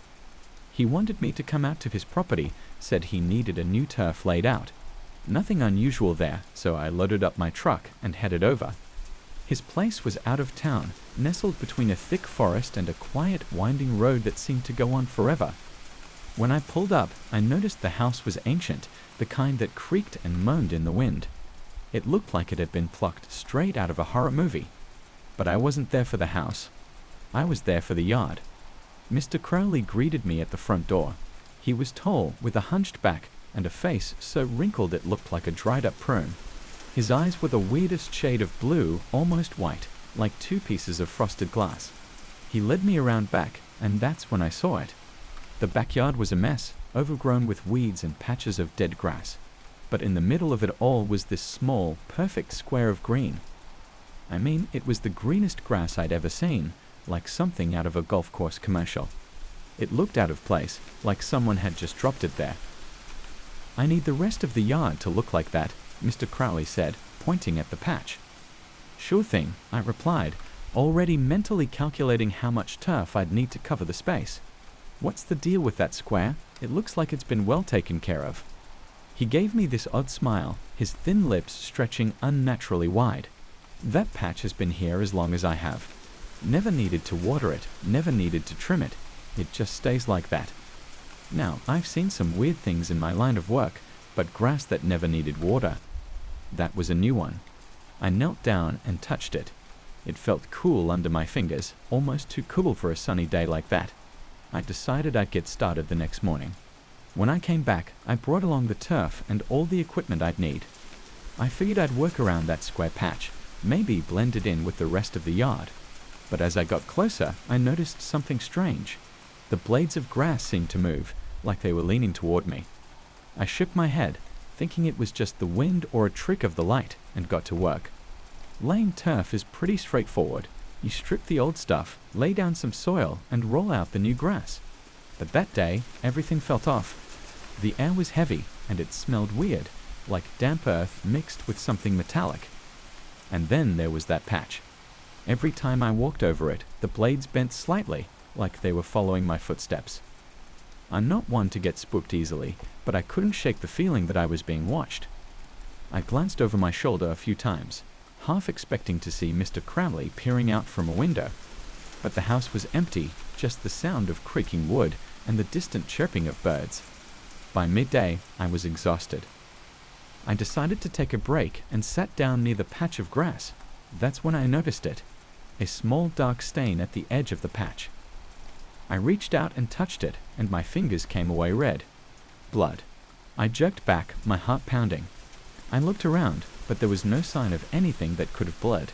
No animals, nothing. I wiped my hands on my pants and tried to shake it off. Maybe it was just a dead bird or something, but deep down, I knew that wasn't it. I got back to work, determined to finish and get out of there. As I rolled out the last piece of turf, I glanced over at the patch one more time. It looked different, somehow darker, like it was sucking up the light around it. I was almost done when I heard a sound behind me. A soft, whispering noise, like leaves rustling in the wind, but there was no wind. I turned around, and there was Mr. Crowley, standing on the porch, his eyes fixed on me. "You did good work today," he said, his voice even raspier than before. "Thanks," I replied, trying to keep my voice steady. "I'll be back tomorrow to finish up." He nodded slowly, his gaze never leaving mine. "Be careful with that patch," he said, his voice barely above a whisper. "It's not what it seems." I didn't sleep well that night. I kept dreaming about the grass, about the way it bent under my feet following me. I woke up drenched in sweat, my heart racing. I told myself it was just a job, just another day of laying turf. But I couldn't shake the feeling that something was very wrong. The next day, I returned to finish the job. I tried to ignore the patch, tried to pretend it wasn't there, but it was impossible. It seemed to pulse with a strange energy drawing me in. I kept my distance, laying the turf as quickly as I could. As I was packing up, I noticed something. My footsteps from the previous day were still visible on the patch, the blades of grass bent ever so slightly. I frowned and walked over to take a closer look. The grass straightened as I approached, as if it was standing to attention. That's when I saw it. The patch wasn't just grass. It was something else, something alive. I could feel it, the way it pulsed under my feet, the way it seemed to breathe. And then I heard it, a faint whisper, like the rustling of leaves, but it wasn't leaves. It was voices, dozens of them, whispering my name. I stumbled back, my heart pounding. I turned and ran, not stopping until I was back in my truck. I glanced back at the yard one last time, and I saw it. The patch of grass was moving, spreading out, swallowing the new turf I just laid. I didn't go back after that. I didn't answer Mr. Crowley's calls. I couldn't. I knew, deep down, that whatever that patch was, it wasn't just grass. It was something older, something hungry, and it had marked me. A few weeks later, I saw a news report. The headline read, "Elderly man found dead in home, yard overgrown with strange grass." I knew it was Mr. Crowley. They said he'd been dead for days, maybe weeks. But that wasn't what caught my attention. It was the photo of his yard. The entire backyard was covered in that same dark green grass. The house had been abandoned, and no one knew what to do with it. I moved away, tried to forget about it, but I couldn't. Every time I close my eyes, I see that patch of grass, feel it bending under my feet. And sometimes, when I'm alone, I swear I can hear it whispering my name. I don't do turf work anymore. I can't, because I know that patch is out there waiting, and one day it'll find me again. I've been a turf installer for a while now. It's a good job, and it keeps me outside, away from stuffy offices and fluorescent lights. I lay grass, make people's yards look nice. It's simple work. Or at least it was, until I took on this one job. I got a call from a man named Mr. Crowley. He sounded old, maybe in his 70s, and his voice had this strange, raspy quality to it, like he'd smoked 1,000,000 cigarettes and swallowed a handful of nails. He wanted me to come out to his property, said he needed a new turf laid out. Nothing unusual there, so I loaded up my truck and headed over. His place was out of town, nestled between a thick forest and a quiet, winding road that seemed to go on forever. When I pulled up, I noticed the house was ancient, the kind that creaked and moaned in the wind. It looked like it had been plucked straight out of a horror movie. But I wasn't there for the house. I was there for the yard. Mr. Crowley greeted me at the front door. He was tall, with a hunched back and a face so wrinkled it looked like a dried-up prune. His eyes were the weirdest shade of blue, almost white, like two pieces of frosted glass. He led me around back, and that's when I saw it. The backyard was a mess, overgrown with weeds and patches of dead grass. But in the middle of it all was this small, perfect square of green. I mean, it was the greenest grass I'd ever seen, like something out of a golf course commercial. It looked out of place, like someone had just dropped it there. "I need the rest of the yard to look like that," Mr. Crowley said, pointing at the patch. "Sure thing," I replied, already mentally calculating how much turf I'd need to cover the space. "What's the deal with that square? It looks like it's been well taken care of." He gave me this odd smile, his thin lips stretching unnaturally wide. "That patch has been here as long as I have. Never needed to water it, never needed to trim it. It just stays like that. Now, I've seen some weird things in my line of work, but grass that never needed water. That was a new one. I knelt down and touched it. It felt cool under my fingers, almost too cool for a sunny day like that. I decided I'd get started the next morning. When I came back, I brought along the turf and all the equipment I'd need. I figured I'd work around that square patch, maybe blend it in with the rest of the yard. But as I got closer, I noticed something strange. The blades of grass seemed to move, like they were leaning toward me. I shook my head, thinking it was just the wind or a trick of the light, and got to work. Laying turf is pretty straightforward. You strip the old stuff, lay down some soil, and roll out the new grass. But that day, everything felt off. The air was heavy, and it smelled weird, like damp earth mixed with something metallic.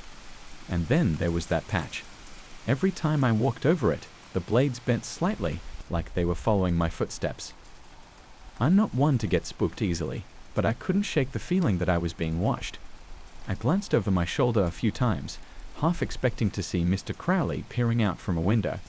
But the house was empty, just the sound of creaking wood and the distant chirping of birds. By midday, I was exhausted. I decided to take a break and sat down near the patch of grass. That's when I noticed it, a small dark stain at the edge of the patch. I reached out and touched it, and my fingers came away red. Blood. I jerked back, my heart pounding. I looked around, but there was no sign of anything that could have bled. No animals, nothing. I wiped my hands on my pants and tried to shake it off. Maybe it was just a dead bird or something, but deep down, I knew that wasn't it. I got back to work, determined to finish and get out of there. As I rolled out the last piece of turf, I glanced over at the patch one more time. It looked different, somehow darker, like it was sucking up the light around it. I was almost done when I heard a sound behind me. A soft, whispering noise, like leaves rustling in the wind, but there was no wind. I turned around, and there was Mr. Crowley, standing on the porch, his eyes fixed on me. "You did good work today," he said, his voice even raspier than before. "Thanks," I replied, trying to keep my voice steady. "I'll be back tomorrow to finish up." He nodded slowly, his gaze never leaving mine. "Be careful with that patch," he said, his voice barely above a whisper. "It's not what it seems." I didn't sleep well that night. I kept dreaming about the grass, about the way it bent under my feet following me. I woke up drenched in sweat, my heart racing. I told myself it was just a job, just another day of laying turf. But I couldn't shake the feeling that something was very wrong. The next day, I returned to finish the job. I tried to ignore the patch, tried to pretend it wasn't there, but it was impossible. It seemed to pulse with a strange energy drawing me in. I kept my distance, laying the turf as quickly as I could. As I was packing up, I noticed something. My footsteps from the previous day were still visible on the patch, the blades of grass bent ever so slightly. I frowned and walked over to take a closer look. The grass straightened as I approached, as if it was standing to attention. That's when I saw it. The patch wasn't just grass. It was something else, something alive. I could feel it, the way it pulsed under my feet, the way it seemed to breathe. And then I heard it, a faint whisper, like the rustling of leaves, but it wasn't leaves. It was voices, dozens of them, whispering my name. I stumbled back, my heart pounding. I turned and ran, not stopping until I was back in my truck. I glanced back at the yard one last time, and I saw it. The patch of grass was moving, spreading out, swallowing the new turf I'd just laid. I didn't go back after that. I didn't answer Mr. Crowley's calls. I couldn't. I knew, deep down, that whatever that patch was, it wasn't just grass. It was something older, something hungry, and it had marked me. A few weeks later, I saw a news report. The headline read, "Elderly man found dead in home, yard overgrown with strange grass." I knew it was Mr. Crowley. They said he'd been dead for days, maybe weeks. But that wasn't what caught my attention. It was the photo of his yard. The entire backyard was covered in that same dark, green grass. The house had been abandoned, and no one knew what to do with it. I moved away, tried to forget about it, but I couldn't. Every time I close my eyes, I see that patch of grass, feel it bending under my feet. And sometimes, when I'm alone, I swear I can hear it whispering my name. I don't do turf work anymore. I can't, because I know that patch is out there, waiting, and one day it'll find me again. I never thought my craft would betray me. For over 20 years, I've made nets for a living. Fishing nets, climbing nets, even decorative ones for homes. If it involved weaving, I could do it. There was something comforting about the way the twine slipped through my fingers, the methodical pattern of knots, the predictability of it all. Until I found that cursed twine. It was a slow Tuesday afternoon. The sun was high, casting long shadows across my little workshop by the dock. I was running low on material and decided to check the old storage shed, a place I rarely visited. As soon as I stepped in, I felt a chill run down my spine. The air smelled musty, like forgotten things, and dust danced in the narrow beams of light sneaking through the cracks in the wooden walls. I rummaged through old boxes and crates, finding nothing but mildew-stained coils and rusted tools. Just as I was about to give up, I spotted a small, unmarked box tucked away in a corner. It was covered in cobwebs, and the wood felt soft and damp under my touch. Inside, I found the twine. At first glance, it seemed ordinary, just a spool of slightly rough, grayish twine. But as soon as I picked it up, I felt something strange. It was light, too light, like it was almost floating in my hand. I examined it closely. There were no frays, no sign of wear or tear, despite the fact that it looked ancient. And then, as I ran my thumb over it, I felt a slight movement, as if the fibers themselves were shifting under my touch. I should have left it there. I know that now, but curiosity got the better of me. I took it back to my workshop, eager to test it out. I decided to weave a simple fishing net, something I could finish quickly. The twine was smooth and easy to handle, and I found myself falling into the familiar rhythm of looping and tying. But after a while, I noticed something unsettling. The knots weren't staying in place. Every time I looked back at my work, the pattern had changed. It was subtle at first, an extra loop here, a knot slightly tighter there. I thought I was just tired, that my eyes were playing tricks on me. So I took a break, splashed some water on my face, and got back to it. But it kept happening. The knots continued to shift, forming strange, intricate patterns I'd never seen before. They were almost mesmerizing, drawing me in with their complexity. I felt a strange urge to keep weaving, to see where it would lead. It was as if the twine itself had a will, guiding my hands to create something beyond my understanding. By the time I realized what I had done, the sun had dipped below the horizon, and my small workshop was bathed in the dim glow of the lantern. I looked down at the net in front of me, and my heart skipped a beat.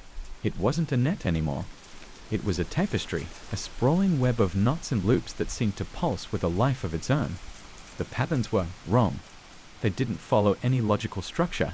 They twisted and turned in ways that defied reason. And then I noticed something else. In the center of the net, a shape was forming. A face, twisted and contorted like a scream caught in the fibers. I stumbled back, knocking over my stool. My heart was pounding in my chest, and a cold sweat trenched my back. I wanted to destroy it, to rip it apart and burn the pieces, but I couldn't move. I was frozen, staring at the net as the face continued to take shape. Its eyes were hollow, empty voids that seemed to stare back at me with a malevolent hunger. Finally, I snapped out of it. I grabbed a pair of shears and lunged at the net, cutting it down from the frame. As soon as the twine was severed, the entire thing unraveled, collapsing into a tangled heap on the floor. I felt a wave of relief wash over me, but it was short-lived. The twine started moving. The loose ends twisted and coiled, snaking their way across the floor. I watched in horror as they formed a new pattern, a new face, this one even more twisted and grotesque than before. I backed away, my breath coming in shallow gasps. It felt like the room was closing in on me, like the walls themselves were watching. I didn't sleep that night. I couldn't. I sat in a corner of the workshop, watching the twine as it slowly wound itself into a ball, the grotesque face fading away. When morning finally came, I gathered the cursed twine and took it to the dock. I tied a heavy rock to it and threw it into the ocean, watching as it sank beneath the waves. I thought that would be the end of it. I wanted to believe that the sea could swallow whatever dark magic was tied to that twine. But I was wrong. The next day, it was back. I found it in the middle of my workshop, neatly coiled on the floor. My heart dropped. I knew I hadn't brought it back, and no one else had access to my workshop. The twine looked just as it had before, frayless, mocking me with its pristine appearance. I felt a surge of anger and fear. I grabbed it and tried to burn it, but it wouldn't catch fire. The flames licked at it, but the twine remained untouched, cold, and indifferent. Over the next few days, things got worse. I couldn't focus on my work. I kept seeing the shifting knots in my mind's eye. I started having nightmares, visions of endless nets, stretching out into the darkness, each one filled with faces, twisted and screaming. The faces of people I knew, people I loved. My hands ached from the constant need to weave, even though I knew what would happen. I tried to ignore it, to push the thoughts away, but the compulsion grew stronger. I found myself back at the frame, the cursed twine in my hands. I fought it at first, but it was like something else had taken over, something dark and insistent. I watched in horror as my hands wove the twine, the knots shifting and changing, forming that awful, twisted face once more. This time it spoke. The voice was a low, guttural whisper, like wind through dead leaves. It told me things, terrible things, secrets I shouldn't know, truths that twisted my mind. It spoke of the sea, of the depths below, of things that waited in the dark.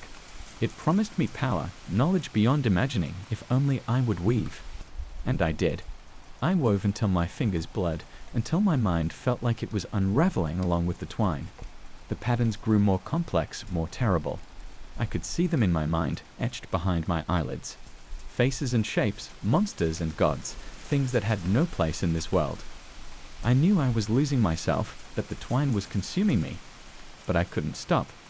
It was like the knots had a hold on my soul, twisting and tightening with every pass of the twine through my fingers. I felt something building, a pressure, a presence. The final pattern was almost complete when I heard a knock on the door. I jumped, dropping the twine. It was my neighbor, worried because he hadn't seen me in days. I looked around my workshop at the monstrous tapestry I had woven. It was alive, pulsing with a dark energy. I could feel it watching me, waiting. I didn't answer the door. I knew I couldn't let anyone see what I had done. I waited until my neighbor left, then turned back to the net. The face was there, clearer than ever, its hollow eyes staring into mine. I felt a pull, like it was drawing me in, and I knew what I had to do. I took the twine, now only a small piece left, and tied it around my wrist. The knots tightened, the pattern shifting one last time. The face in the net twisted into a smile, a terrible, knowing smile.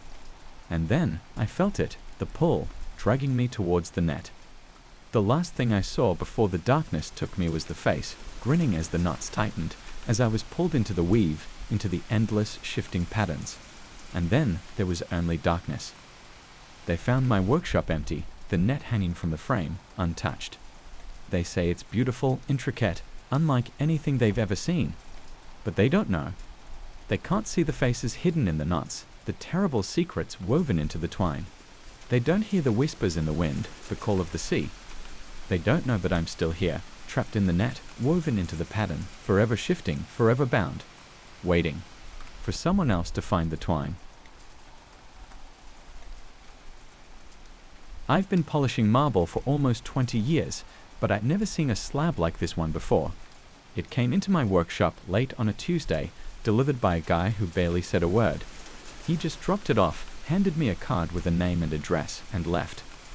The slab was beautiful, absolutely flawless, smooth as glass. But that's not what caught my attention. The thing felt strange, like it had a presence. It was hard to explain. Usually, I can feel the texture, the grit of a stone, even if it's smooth. This one, it felt like touching air. Cold air. I set it on my workbench, still confused by the whole thing. The stone was larger than anything I'd worked on recently, about 4 feet long and a little over 2 feet wide. Its surface was almost black, with veins of white that seemed to shimmer when the light hit it just right. I stared at it for a while, feeling uneasy for reasons I couldn't put into words. The job was simple: polish it. The instructions didn't say much more, just that they wanted it polished to perfection. I'd done that 1,000 times before. Easy enough. I grabbed my tools and started working, running the polisher over the surface slowly, waiting for that familiar hum of the machine against the stone. But instead, something strange happened. A scratching noise, soft at first, filled the room. It didn't sound like the normal friction of the polisher. It was sharp, like nails on a chalkboard. It sent chills down my spine. I stopped, lifted the polisher, and inspected the surface. Not a mark. No scratches, no damage, just the same flawless, smooth stone staring back at me. I frowned and tried again, pressing the polisher against the stone a bit harder this time. The noise came back, louder now, more insistent. The room felt like it was getting colder too, and there was this weird echo, like the sound wasn't just coming from the stone, but from the walls, the floor, everywhere. I could feel it vibrating in my chest, making my heart race. I stepped back, my hands shaking. What the hell? I muttered to myself. The workshop was usually quiet. No one bothered me here. It was just me and the stones. But tonight, something felt different, like I wasn't alone. The air had changed, thickened almost, like someone or something was watching me. I shook my head and laughed nervously. I had to be imagining it. Maybe I was tired, needed a break. I took a deep breath, trying to shake off the weirdness, and went back to work. But the moment I touched the polisher to the stone again, the noise returned, sharper, angrier. This time, I swear I saw something, a reflection in the stone. It was faint, like a shadow, just behind me. I whipped around, but the workshop was empty. My heart was pounding now. I was sweating despite the cold. I leaned closer to the stone, inspecting it. That's when I noticed it, my reflection. But it wasn't. Right, it wasn't doing what I was doing. I stood still, but the reflection, the version of me in the stone, was moving, twitching like it was struggling against something. I stumbled back, dropping the polisher with a clatter. What the hell is this? I whispered, staring at the stone. I felt sick, like I had seen something I wasn't supposed to. I grabbed my phone, ready to call the guy who'd dropped it off, but when I looked at the card again, the name and address had smudged, the ink running together like it had been soaked. It didn't make any sense. It hadn't been near water. Frustrated, I threw the card down and stared at the slab. It was mocking me, daring me to keep going. Against my better judgment, I picked up the polisher again. I didn't know why. Something in the back of my mind told me I had to finish. I had to polish it, even though every part of me screamed to stop. This time, the scratching noise started immediately, but it wasn't just noise anymore. It was words. Faint whispers hidden under the scraping, barely audible, but they were there. Help me. I froze. Did I really just hear that? My pulse quickened, and I leaned in, listening closely. The whispers grew louder, more frantic. Let me out. I dropped the polisher again and backed away, my hands trembling. The reflection in the stone, it wasn't me anymore. It was someone else. A woman. She was banging on the inside of the slab, her mouth open in a silent scream. I blinked, and she was gone. The stone was smooth again, reflecting only my terrified face. I wanted to run, to get the hell out of there, but my feet wouldn't move. I was rooted to the spot, staring at the slab. Something snapped inside me then, an irrational urge. I had to finish the job. I had to polish it to perfection. It wasn't about money or reputation anymore. I was compelled. I grabbed the polisher one more time, forcing myself to focus. I pressed it against the stone, ignoring the scratching, ignoring the whispers, ignoring the cold that was now seeping into my bones. The room was spinning, and the reflection in the stone, it was alive. Dozens of faces now, all of them screaming, pounding against the inside, trying to get out. The whispers turned into a roar, deafening, filling every corner of the room. But I kept going, my hands moving on their own, polishing, polishing, polishing. The slab glowed under the light. its surface more perfect than anything I had ever seen, but the faces, they were writhing, desperate, trapped. Suddenly, the polisher stopped, the power cutting out. Silence. My heart was pounding so loud it echoed in my ears. I stared down at the slab, my breath shaky. It was done. The stone was perfect. But something was wrong. The room felt wrong. I turned to leave, but as I did, I heard it, the scratching. Not from the stone this time, but from the walls, the floors, everywhere around me. It was as if the whole workshop was alive with the sound. My reflection, or whatever it was now, was gone from the stone, but I could still hear the whispers, still feel the cold creeping closer. And then the lights went out. I stood in complete darkness, the scratching noise growing louder, the whispers turning into screams. I backed up, my hands reaching for the door, but it wasn't there. The walls, they felt different. The room had changed. The air was thick with dread, and I could barely breathe. That's when I saw it. A figure, slowly emerging from the darkness, stepping out of the stone itself. It was the woman, the one I'd seen trapped inside. Her eyes were wide, hollow, filled with something worse than anger. She wasn't human anymore. She reached for me, her hands cold and sharp, and as her fingers touched my skin, I realized the truth. I wasn't leaving. The slab, the one I had polished so carefully, it wasn't just stone, it was a door, and I had opened it.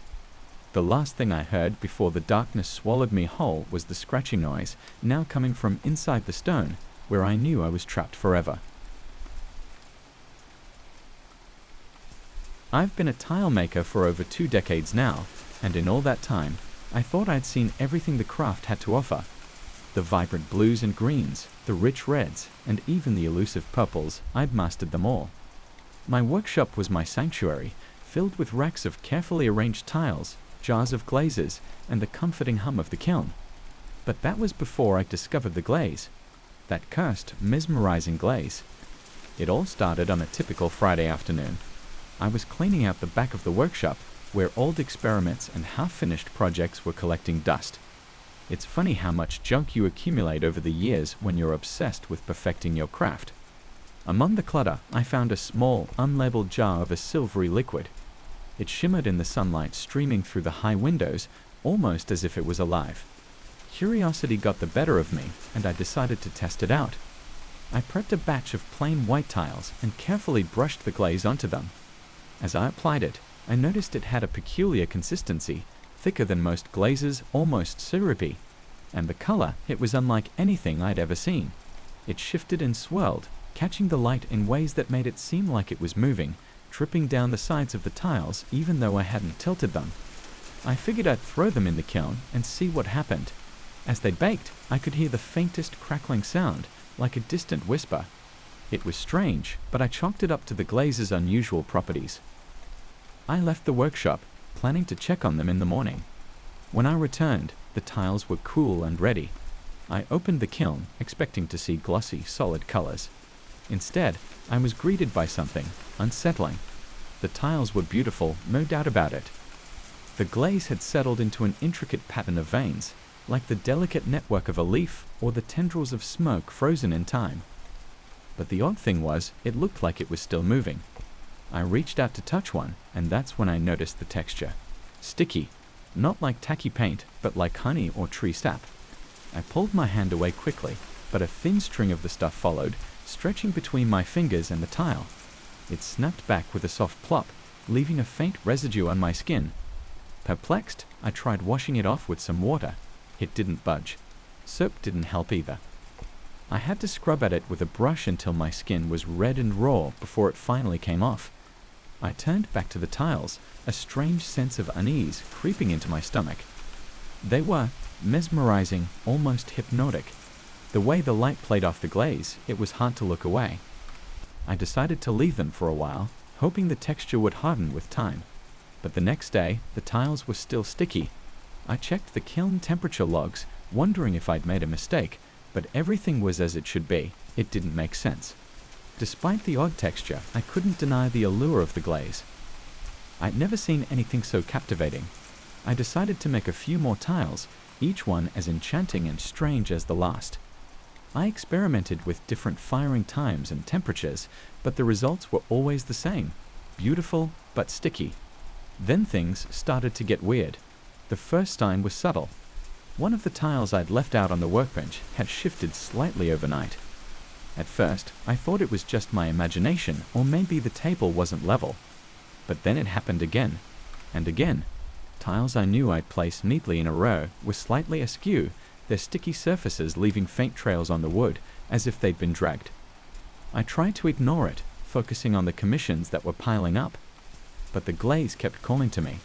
It was like an itch in the back of my mind, impossible to ignore.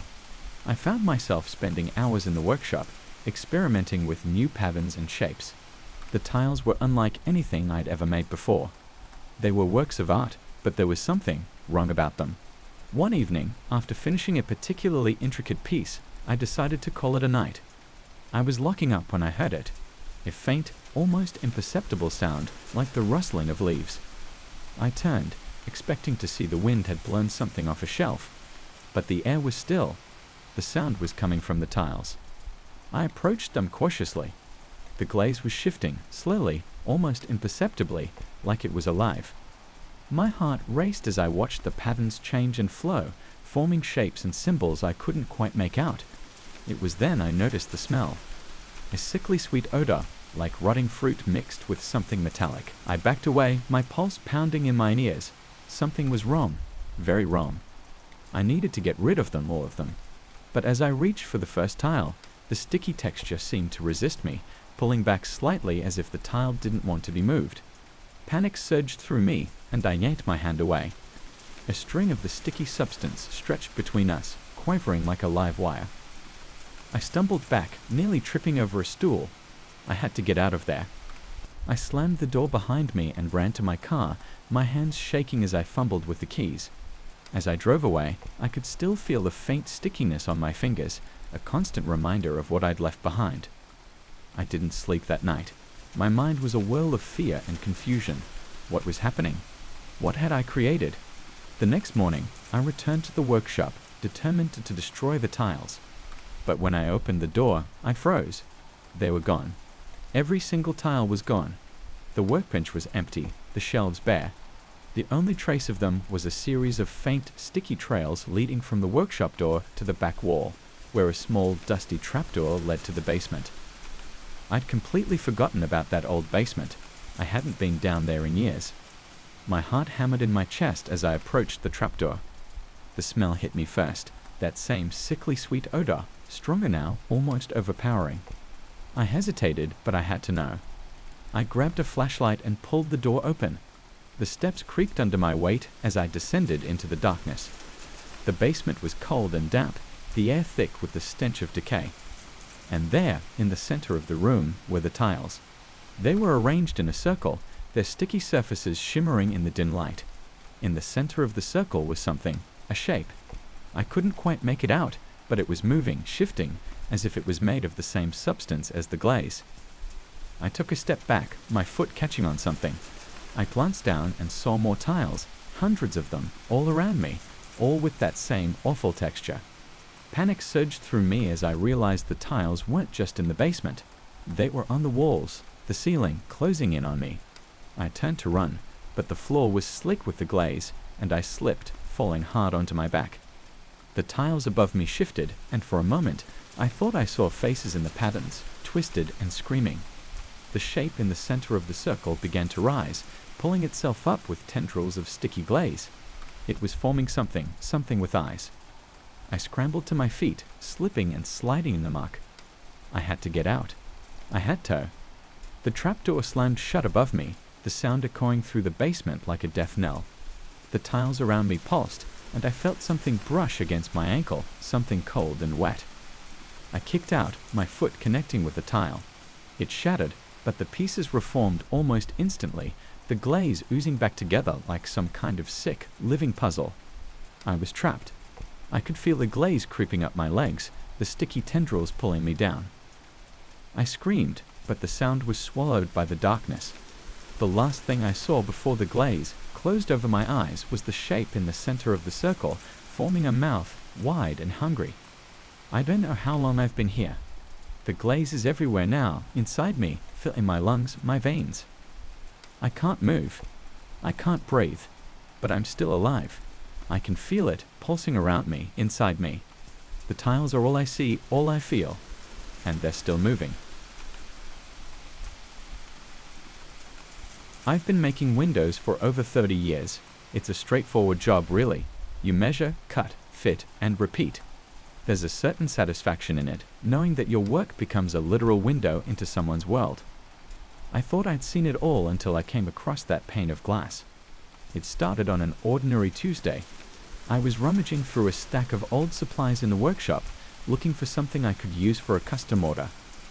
That's when I found it, tucked away in a dusty corner. The glass was different, slightly thicker than the others, with a faint shimmer when held to the light. It seemed to almost hum with an energy I couldn't quite place. I decided to clean it up and see if it was still usable. Once it was free of dust and grime, I held it up to the window to inspect it. That's when I noticed the oddest thing. The image it showed wasn't quite right. My workshop window overlooked the small street outside, usually quiet except for the occasional car or pedestrian. But through this glass, the street seemed more alive, vibrant almost. I frowned, adjusting my grip, thinking I was just tired. But the more I looked, the more I realized something was off. A man walked past the shop, and I could see him through both the actual window and the pane I was holding. Only, in the glass, he was walking faster, like someone had pressed fast forward on a remote. He turned the corner in real life, but in the glass, he'd already disappeared from view a second before. My heart thudded in my chest. I set the glass down and blinked hard, rubbing my eyes. Maybe it was a trick of the light or just my imagination running wild. But curiosity got the better of me. I propped the glass up against the window and watched for a few more minutes. Everything outside moved normally, but in the glass, it was like watching a sped-up version of reality. I told myself it was a quirk of the glass, maybe some distortion due to the thickness or the way it was cut. But the more I watched, the more I couldn't shake the feeling that I was seeing something else, something wrong. I should have left it alone. I really should have. Instead, I decided to take it home. I thought it would make an interesting conversation piece, maybe even a unique addition to my collection of oddities. My wife, Murray, wasn't too thrilled about it. She's always been a bit superstitious, and the moment she saw the glass, she got this look on her face. "There's something off about that thing," she muttered, refusing to even touch it. "It's just a piece of glass, Murray," I said, trying to laugh off her concerns. "I've seen 100 like it." "No, you haven't," she replied, eyes narrowed. And I wanted out of the house. We argued for a bit, but I was stubborn. I didn't believe in all that supernatural nonsense. I set the glass up in the spare room, propped against the wall opposite the window.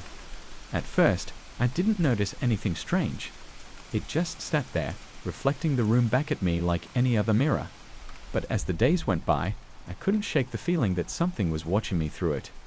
It was subtle at first, just a fleeting sensation of being observed. Then, I started noticing the reflection again. When I'd walk past, I could see myself moving just a fraction of a second faster in the glass. It was unsettling, like seeing a ghost of myself lingering a heartbeat ahead. But it wasn't until I saw Murray in the reflection that I realized how bad things were getting. One night, I was passing by the spare room when I caught a glimpse of her in the glass. She was standing there, staring right at me. Only, she wasn't standing in the room. I turned around quickly, and the room was empty. But when I looked back at the glass, there she was, frozen in the act of walking toward me. I stumbled back, a cold sweat breaking out on my forehead.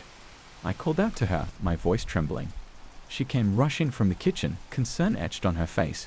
"What's wrong?" I pointed at the glass, my hand shaking. You were in there." Marie took one look at the glass and turned pale. "Get rid of it, now." I wanted to, I really did. But something stopped me, a compulsion I couldn't explain. I felt like I needed to understand what this thing was, why it was showing me these twisted images of reality. So I started watching it more closely. I'd spend hours in the spare room, staring at the glass as it showed me a world just slightly out of sync with mine. People outside moved faster, their reflections a step ahead, like they were living in a future I couldn't quite reach. Then one night, I saw something that made my blood run cold. It was me. I was walking down the hallway, heading toward the kitchen. I watched, frozen, as my reflection reached the door and paused, turning back to look directly at me. It grinned, a twisted, knowing smile that didn't belong on my face. I turned and ran down the hallway, my heart pounding in my ears. I reached the kitchen, but there was no one there. My reflection was still in the spare room, staring out of the glass with that awful smile. I don't remember much of what happened after that. I think I screamed. Marie found me huddled in the corner of the room, shaking uncontrollably. I tried to tell her what I'd seen, but the words wouldn't come out right. She didn't wait for an explanation. She just dragged me out of there and locked the door. We left the house that night, staying at a hotel. I couldn't sleep, couldn't shake the image of my own face, grinning at me with a malice I didn't understand. The next day, I tried to convince Marie to let me go back to destroy the glass once and for all. But she wouldn't let me near the house. We called a friend of mine, an old carpenter, and asked him to remove it. He said he'd take care of it, and I hoped that would be the end of it. A few days later, he called me, his voice trembling. "You need to come here," he said, barely able to get the words out. "There's something wrong with that glass." Against Marie's protests, I drove over. When I got there, I found him standing outside, pale as a ghost. He led me inside, not saying a word, just pointing at the glass. It was shattered, pieces lying all over the floor. But that wasn't the worst part. The worst part was the reflection in each shot. It showed the room as it had been, with everything in its place. Except for one thing. I was in the reflection, standing in the middle of the room, staring right at us. My reflection's eyes followed us as we moved, a silent observer in a broken world. I don't remember much of what happened after that. I think I blacked out. The next thing I knew, I was in the hospital, Marie by my side. She told me they'd found me unconscious in the house, surrounded by shattered glass. The doctors said I'd gone into shock. I tried to explain, but no one believed me. They said it was just stress, that I'd imagined it all. But I know what I saw. That glass showed me something that shouldn't exist, a reality twisted and broken, just like the shards left behind. We moved away after that. I left the business, couldn't bring myself to even look at another window. But sometimes, late at night, I still see that reflection in my mind's eye, grinning back at me from a world just a fraction out of reach. And I wonder if one day I'll see it again. Only this time, it won't be in the glass. It'll be standing right in front of me. I've been a plumber for over 15 years, and in that time, I thought I'd seen it all. Burst pipes flooding basements, tree roots tearing through sewer lines, you name it. But nothing prepared me for what I found in that old house on Maple Street. It was a slow Tuesday when the call came in. The voice on the other end was shaky, almost desperate. "There's a pipe in my basement that won't stop tripping. I've tried everything. Can you come and take a look?" I'd handled countless leaky pipes before, so I thought this would be a quick fix. I threw my tools in the truck and headed over. The house itself was a creaky old thing, probably built in the early 1900s. Paint was peeling off the walls, and the yard looked like it hadn't seen a mower in years. It was the kind of place that gave off an unsettling vibe, even in broad daylight. Mrs. Dawson, the homeowner, was waiting for me at the door. She was a frail woman, probably in her 70s, with a worried look on her face. "It's in the basement," she said, leading me down a narrow staircase that creaked with every step. The basement was dark and musty, filled with old furniture and boxes that looked like they hadn't been touched in decades. In the corner, a single pipe ran along the ceiling, dripping slowly onto the concrete floor below. I could hear the drip echoing in the silence. Drip, drip, drip. Mrs. Dawson pointed at the pipe, her hands trembling. I've had other plumbers look at it, but no one can stop it. And that stain, it keeps growing. I followed her gaze to the floor beneath the pipe. There was a black stain, almost like an ink blot, spreading slowly across the concrete. It looked wrong. Not like water damage or mold, but something else entirely. I set my tools down and climbed up to inspect the pipe. The valve was completely turned off, yet the water kept dripping. I unscrewed the valve and checked inside, dry as a bone. There was no reason for water to be leaking from it, but there it was, drop by drop, falling onto the floor below. "Must be a problem with the pressure," I muttered, though I didn't believe it myself. I tightened the valve and put some tape around it, hoping that would at least slow the drip. But it didn't. The drops kept coming, slow and steady, forming a small puddle that seeped into the stain below. I glanced at Mrs. Dawson. She was staring at the stain, her eyes wide with fear. "It's been growing, hasn't it?" I asked. She nodded slowly. "Every night, it spreads a little more. I've tried cleaning it, scrubbing it, but nothing works. It always comes back." I didn't know what to say. I'd never seen anything like it, but I wasn't about to let a stubborn pipe get the best of me. I climbed down, grabbed my wrench, and decided to take the whole section apart. As I worked, Mrs. Dawson stood in the corner, wringing her hands. "Did something happen in this house?" I asked, trying to make conversation. She hesitated. "My husband, he passed away a few years ago. He used to work down here, fixing things, tinkering. After he died, the dripping started. I thought it was just an old house settling, but it's been getting worse." I nodded, though her story didn't explain the stain or the relentless drip. I managed to get the pipe off, holding it up to the light. It was old, but there were no cracks, no signs of corrosion. I put it back together, sealing it tight, and waited. For a moment, the dripping stopped. I breathed a sigh of relief, thinking I'd finally fixed it.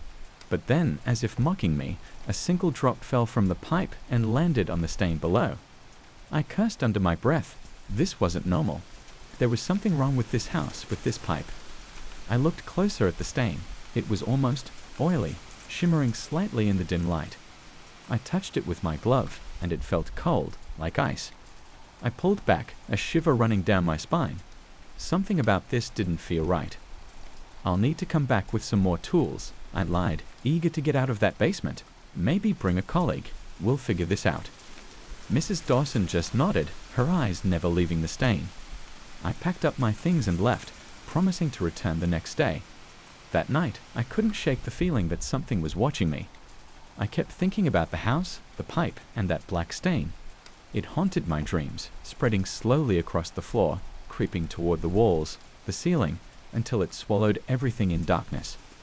The next morning, I called my buddy Jim, another plumber with more experience in old houses. We drove back to Maple Street together, armed with every tool we could think of. Mrs. Dawson let us in, her face pale and drawn. "It's worse," she whispered as we made our way to the basement. When we got down there, I could see what she meant. The stain had spread across the entire floor, a slick, black pool that seemed to pulse and shimmer in the light. The pipe was still dripping, a steady, relentless beat that echoed in the silence. Drip, drip, drip. Jim looked at me, his face pale. "What the hell is this?" "I don't know," I admitted, "but we need to figure it out." We spent hours in that basement, taking the pipe apart piece by piece, checking every valve, every connection. There was no reason for it to be leaking, and yet it was. And the stain. It was like nothing I'd ever seen. It wasn't just water damage, it was something else, something alive. As we worked, I could feel a pressure building in the room, a sense of dread that made the hairs on the back of my neck stand up. I glanced at Mrs. Dawson. She was standing in the corner, watching us with hollow eyes. "It's him," she whispered suddenly. "It's my husband. He's angry." Jim and I exchanged a look. "Ma'am, I don't think." I started, but she cut me off. "He used to say he'd never leave this house. He spent so much time down here, fixing things, making sure everything was perfect. But after he died, things started going wrong. The lights would flicker, the floors would creak, and then the dripping started. It's like he's still here, trying to fix things, but he can't." I didn't know what to say. I didn't believe in ghosts, but there was something about that house, about that basement, that made me wonder. Jim shook his head. "Look, we're just plumbers. We don't deal with whatever this is." I nodded, agreeing. "We can try to seal the pipe again, but I don't know if it'll help." We did what we could, tightening every valve, sealing every joint, but the dripping didn't stop. It just kept coming, slow and steady, drop by drop. And the stain, it was spreading faster now, reaching the walls, climbing up them like vines. "We need to leave," Jim said suddenly, his voice tight with fear. "There's something wrong here." I didn't argue. We packed up our tools and headed for the stairs. Mrs. Dawson stayed behind, staring at the stain as if mesmerized. "Ma'am, you should come with us," I said, but she just shook her head. "I can't leave him," she whispered. "He's still here." He's not done yet. I didn't understand, but I knew we had to get out. Jim and I left, driving away in silence. I glanced back at the house once, and I thought I saw something moving in the basement window, a shadow shifting in the darkness. I didn't sleep that night. I kept seeing the stain, the way it shimmered and pulsed, the way it seemed to crawl across the floor. I knew I had to go back to see if Mrs. Dawson was okay. The next day, I drove back to Maple Street alone. The house was silent, the door slightly ajar. I called out, but there was no answer. My heart pounding, I made my way down to the basement. The stain was everywhere now, covering the walls, the ceiling, everything.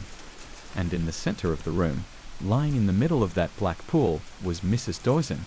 She was still, her eyes open, staring up at the ceiling. I stepped closer, my heart in my throat. Her mouth was moving, whispering something I couldn't hear. I leaned in, trying to make out the words. "It's done," she breathed, her voice barely a whisper. "He's finished." And then, with a final, shuddering breath, she went still. I stumbled back, my head spinning. The room seemed to close in around me, the air thick with the smell of mold and something else, something dark and foul. I ran, tripping over my own feet as I fled up the stairs and out of the house. I didn't look back, didn't stop until I was in my truck, my hands shaking on the steering wheel. I called the police, but when they arrived, they'd found nothing. No body, no stain, no dripping pipe. The basement was empty, just a dusty old room filled with junk. They looked at me like I was crazy, but I know what I saw. I know what happened in that house. I quit plumbing after that. I couldn't shake the feeling that something had followed me, that the darkness from that basement had seeped into my soul. Sometimes, late at night, I still hear the dripping, slow and steady, echoing in the silence. Drip, drip, drip. And I know, deep down, that some things can't be fixed. When you've been tinting windows as long as I have, you start to think you've seen it all. Every kind of film, every type of customer. But that was before I found the box. A plain, dusty cardboard box shoved in the back corner of my shop, covered in old receipts and scraps of material. I almost missed it. I wish I had. It was a quiet Tuesday afternoon and business was slow. I decided to do a bit of cleaning, which, if you know me, is rare. I was sifting through the mess when I spotted it. The box looked ancient, like it had been sitting there for decades. Curiosity got the better of me, and I pulled it out, brushing off the dust. Inside, I found several rolls of window film, but one of them was different. The film was a deep, iridescent purple, and when I held it up to the light, it shimmered strangely, almost like it was alive. I'd never seen anything like it before. There was no brand name, no indication of where it came from. Just the film and a note attached to the inside of the box. Use with caution. Now, I'm not superstitious or anything, but something about that note gave me chills. I laughed it off though. A window film with a warning label seemed more like a marketing gimmick. But the thing is, I couldn't stop looking at it. It was mesmerizing, the way the light played off its surface. I decided then and there that I had to try it out. My first test was on a small office downtown. The client wanted privacy, and I figured this purple film would do the trick. As soon as I started applying it, I noticed something odd. The room seemed to get quieter, not just because I was focused, but almost like the sound was being sucked out of the air. And then I heard it, a faint, high-pitched whine. It was so subtle at first that I thought I was imagining it. But as I smoothed out the film, the sound grew louder, sharper, like someone was running their finger along the rim of a crystal glass. I finished up and stepped back. The room looked amazing. The film gave the glass a sleek, mysterious look, but the whine persisted, lingering in the background. The client seemed pleased enough, though, and didn't mention the noise, so I shrugged it off as my imagination. Over the next few weeks, I found myself using that purple film more and more. It was like I was drawn to it, even though the high-pitched whine came back every time I applied it. Each time, it got a little louder, a little more unbearable. I started getting headaches, sharp pains that would strike out of nowhere and linger for hours. But the clients never complained, so I kept going. One day, I got a call from a wealthy couple who had just bought a huge old mansion on the outskirts of town. They wanted all the windows tinted for privacy and heat control, and they were willing to pay top dollar. I knew exactly what film I was going to use. When I arrived at the mansion, I was struck by how isolated it was. Surrounded by dense woods, the place had an unsettling atmosphere. The couple greeted me warmly enough, but I noticed how their eyes seemed to flicker with unease when I brought out the purple film. They didn't say anything though, and I got to work. The first window I applied it to was in the grand living room. As soon as I smoothed the film over the glass, the temperature in the room seemed to drop. I could see my breath puffing out in little white clouds, even though it was the middle of summer. And then that whine started again, piercing and relentless. It was so loud now that I could barely concentrate, but I forced myself to keep going. As I moved from room to room, the noise followed me, growing more intense with each window I covered. By the time I reached the top floor, it was like a scream, high and shrill, vibrating in my skull. I could feel it in my teeth, my bones. It was like the whole house was vibrating with that awful sound. I was just about to finish the last window in the master bedroom when something strange happened. The film wouldn't stick. It was like the glass was rejecting it, pushing it away. Frustrated, I pressed harder, but it was no use. The film crumpled and tore in my hands. And then I saw it. In the reflection of the window, there was something behind me. A shadow, dark and twisted, looming over me. I spun around, but there was nothing there, just the empty room. My heart was pounding, and my head felt like it was going to split open from the noise. I stumbled back, hitting the window with my shoulder.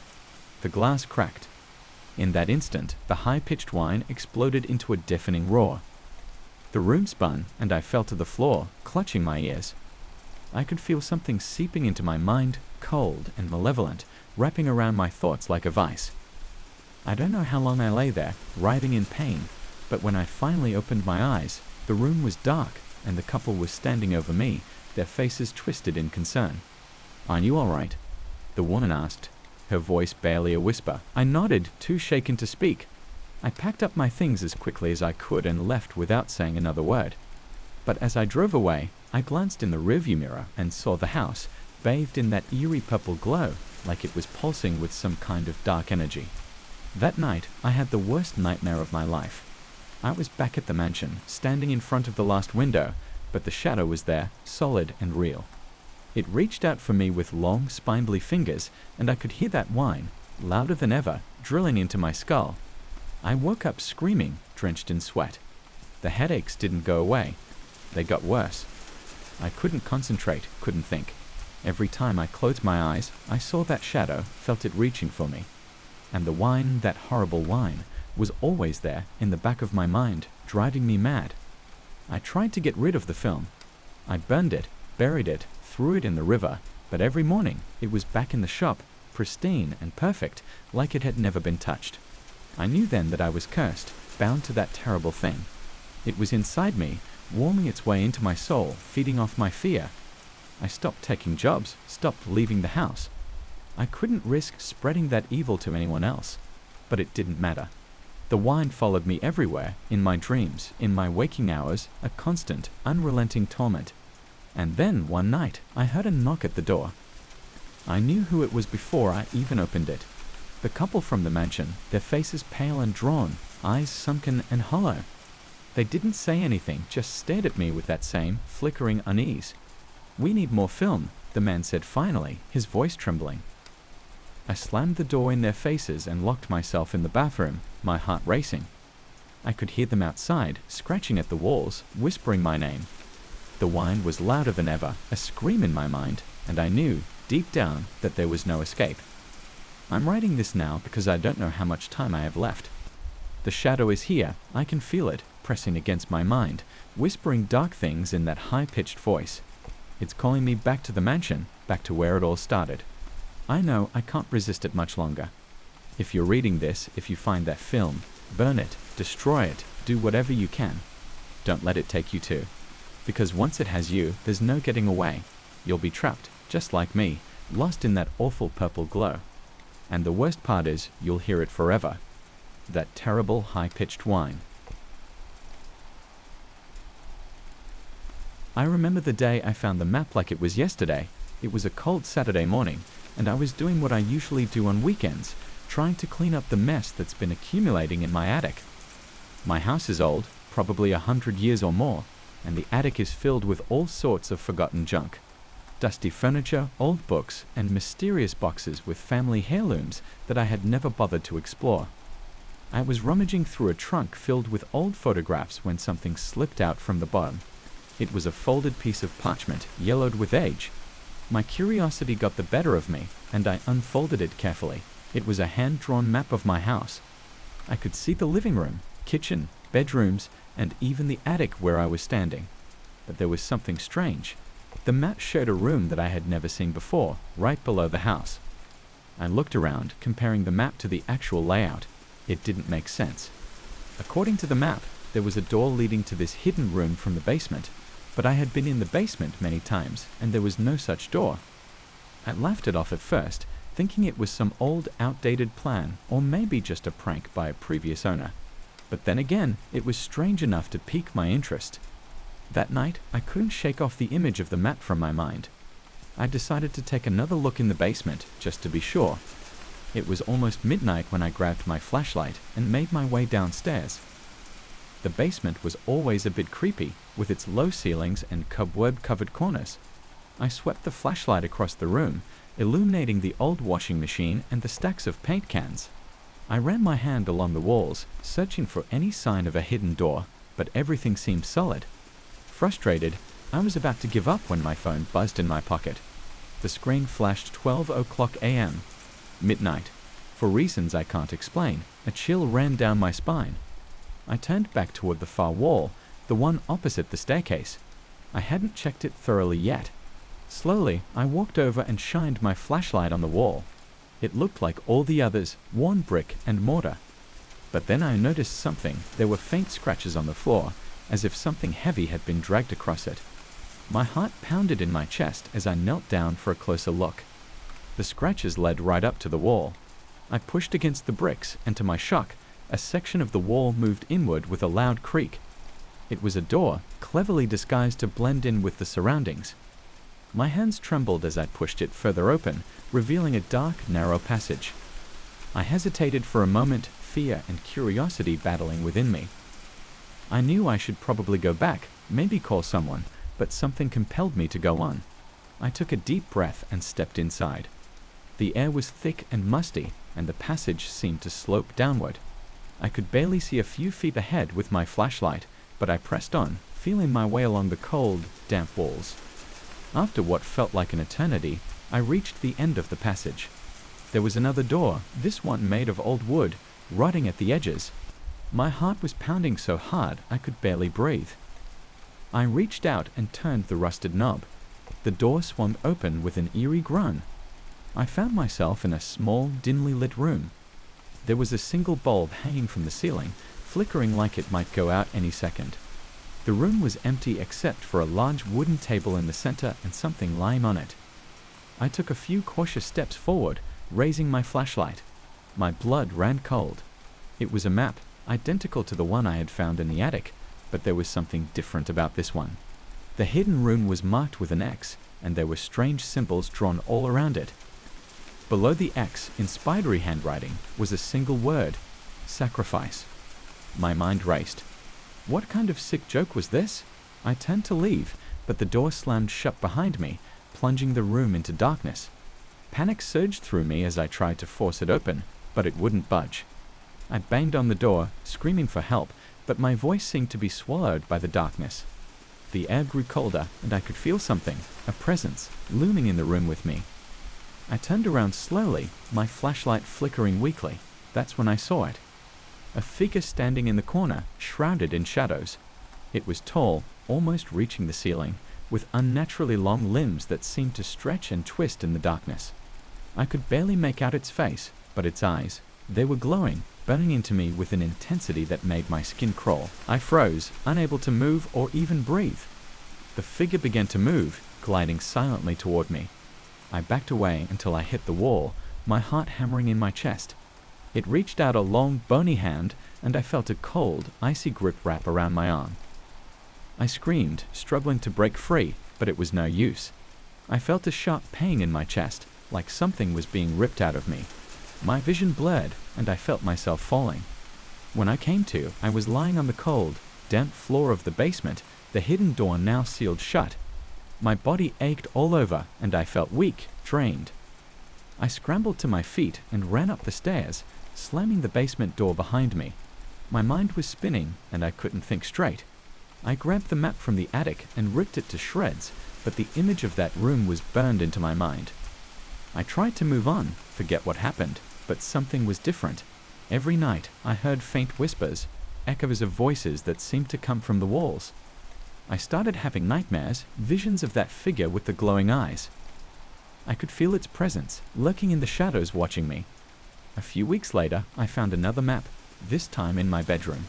It was the same as before, but now the hidden room was marked with a circle, and inside it was a single word: welcome. I couldn't take it anymore. I packed my things and left the house that night. I moved to a different city far away, hoping to escape whatever was haunting me. But the nightmares followed. I still hear the whispers, feel that icy grip on my arm when I close my eyes. I know it's only a matter of time before it finds me again. I told my story to anyone who would listen, but no one believes me. They think I'm crazy, that I imagined it all. But I know the truth. There's something in that house, something dark and malevolent, and it's waiting. I haven't been back since, and I never will. But sometimes, late at night, I get the feeling that the walls are closing in, that the shadows are stretching just a little too far. And I know, deep down, that it's still out there, waiting for me to come back. Because once you've been marked, there's no escape. And I've been marked. I never really liked visiting my grandmother's old house. It wasn't the creaky wooden floors or the dusty smell that bothered me, but more the unsettling silence that seemed to swallow every sound. The house had been empty since she passed away a few months ago, and it felt like stepping into a forgotten corner of the world every time I went there. But my mother insisted that I help clean up, so there I was, spending another weekend in that eerie place. It was on a dull Sunday afternoon, while I was sorting through a pile of old books in the attic, that I found it. An old leather-bound diary, hidden beneath a stack of yellowed newspapers. The cover was worn, the pages fragile and brittle. I flipped it open out of curiosity, expecting to find mundane entries about weather and daily chores. Instead, what I found sent a shiver down my spine. The first entry I read was dated the day before. April 12th, 2024. The sun has set and the house is quiet. I hear footsteps coming up the stairs. She's here again, looking through the attic, searching for something she can't find. She looks tired, worn out. She will discover this diary soon. I must prepare for what's to come. I froze, staring at the words in disbelief. It described me. It described exactly what I was doing in that very moment. I glanced around the attic, feeling a chill run down my spine. It must be a coincidence, I told myself. Maybe someone had been watching me. But who? The house was locked, and no one else had been around. I shook my head, trying to shake off the unease that was creeping up on me. I flipped through the diary, reading more entries. They were all eerily accurate, describing events that had just happened, as if the writer had been watching everything unfold. April 11th, 2024. She arrived at the house, hesitant as always. She spent most of the day in the living room, sorting through old photographs. She found the one with her and her grandmother, the one taken at the lake. She stared at it for a long time, lost in thought. That had happened yesterday. I remembered finding that photograph, the one where my grandmother and I were smiling by the lake. I had felt a pang of nostalgia, a sadness that I couldn't quite explain. But how could this diary know that? My heart was pounding in my chest as I turned the pages, reading entry after entry. Each one was like a snapshot of my life over the past few days, detailed with an unsettling accuracy. And then I reached the last entry, dated that very day. April 13th, 2024. She found the diary. She's reading it now, confused and frightened. She doesn't understand what's happening, but she will soon. The truth is buried in this house, and she's getting closer to it with every page she turns. But she won't like what she finds. In the end, it will all come down to her. My name was written at the bottom, as if signed by the author, Anna. My breath caught in my throat. How could this be? It felt like the walls were closing in around me, the air growing thick and suffocating. I needed to get out of there, to leave this place and never come back. But something kept me rooted to the spot, and morbid curiosity mixed with a growing sense of dread. I skimmed through the pages, looking for answers, for anything that could explain what was happening. The entries went back decades, each one written in the same neat handwriting. It was like the diary had been documenting the lives of everyone who had lived in this house, not just me. And each entry ended the same way, predicting something dark, something final. My grandmother's name appeared frequently in the earlier entries. They described her life in detail, her routines, her habits, her fears. And then I found the entry describing her last day alive. December 21st, 2023. She's sitting in her favorite chair, staring out the window. She knows it's coming for her, the thing she's been running from all these years. It's almost time. She won't make it through the night. When the clock strikes midnight, she will be gone. She tries to write a note, but her hands are shaking too much. She hopes her granddaughter will find this diary. She hopes it will warn her. But it's too late. I felt like I was going to be sick. I remembered that night vividly. I had tried calling her, but she hadn't answered. By the time I got there the next morning, she was already gone. The doctors said it was a heart attack, but now I wasn't so sure. I closed the diary and took a deep breath, trying to steady myself. There had to be some explanation for this, something logical. Maybe it was a prank, some twisted joke left behind by someone who knew I'd find it. But who would do something like that? And then I heard it, a faint rustling sound, like pages turning. I looked down and saw the diary open again, even though I had just closed it. My hands were trembling as I picked it up, my eyes scanning the fresh ink on the page. April 13th, 2024. She's here, in the attic. She's reading the last entry. She's starting to understand, but she still doesn't know the truth. The house is alive, watching, waiting. It has chosen her, just as it chose her grandmother. There's no escaping it. She belongs to it now. My pulse was racing as I dropped the diary, stumbling back a few steps. I needed to get out. I turned and bolted down the stairs, my heart pounding in my ears. I reached the front door and grabbed the handle, but it wouldn't budge. I pulled harder, but it felt like something was holding it shut, keeping me trapped inside. Panicking, I turned and ran towards the living room, trying to find another way out. But every window, every door was sealed tight. It was like the house was alive, like it was keeping me prisoner. I could hear the sound of footsteps above me, heavy and deliberate. I knew no one else was in the house, but the footsteps continued, moving slowly, methodically. It was as if something was pacing back and forth, just waiting for me to come back up. Desperation clawed at me as I ran back to the attic, hoping against hope that I could find something, anything, to help me get out of this nightmare. The diary was still lying on the floor, open to a new page. April 13th, 2024. She's coming back. She can't leave. The house won't let her. It's too late for her now. She was chosen, just like the others. There's only one way out. I felt the air grow colder, the shadows deepening around me. My eyes darted around the room, looking for something, some clue or escape route. But then I saw it, a small, dusty mirror in the corner of the attic. It hadn't been there before. I stepped closer, my reflection staring back at me with wide, terrified eyes. And then, in the mirror, I saw her. My grandmother, standing behind me, her eyes hollow and lifeless. I spun around, but there was no one there. I turned back to the mirror, my heart in my throat.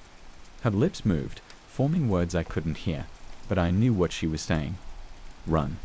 I tried to move, but my feet felt rooted to the spot. The footsteps above me grew louder, closer, as if something was coming down the stairs, coming for me. I grabbed the diary, flipping to the last page, desperate for answers. April 13th, 2024. She's seen her. She knows now. There's no escaping the house. It has her just like it had her grandmother. There's only one thing left to do. She has to end it before it ends her. I dropped the diary and looked around wildly. The walls seemed to close in, the air thick with malice. I could feel it watching me, the house, waiting for me to make a move. My grandmother's reflection was still in the mirror, her eyes pleading. I understood then. There was no way out, no escape. The house had claimed me, just as it had claimed her. The only way to break free was to do what she couldn't. My hands were shaking as I reached for the mirror, my fingers tracing the cold, glass surface. I could feel the darkness closing in, the house tightening its grip on me. I took a deep breath and closed my eyes. And then, with one swift motion, I shattered the mirror. The silence that followed was deafening. The house seemed to shudder, the shadows retreating. I felt a strange sense of relief wash over me, as if a weight had been lifted. But then I saw it, the diary, lying on the floor, its pages fluttering open one last time. I bent down to pick it up, my hands trembling as I read the final entry. April 13th, 2024. She broke the mirror. She thinks she's free, but she's still here. The house still has her. It will always have her. There's no escaping, not for her, not for anyone. And then, at the bottom, my name was written in bold, jagged letters. Hannah. The darkness closed in around me, and I knew then that there was no escape. The house had me just like it had my grandmother. I was trapped, forever a part of its twisted story. And as I sank to the floor, the diary fell from my hands, its pages turning once more, writing the next chapter of its endless tale. It all started with a photo from our trip to the beach. I remember the sun was setting, casting a golden glow over the water. My wife, Sarah, stood with our kids, Jake and Lily, their feet buried in the warm sand. I had taken the picture myself.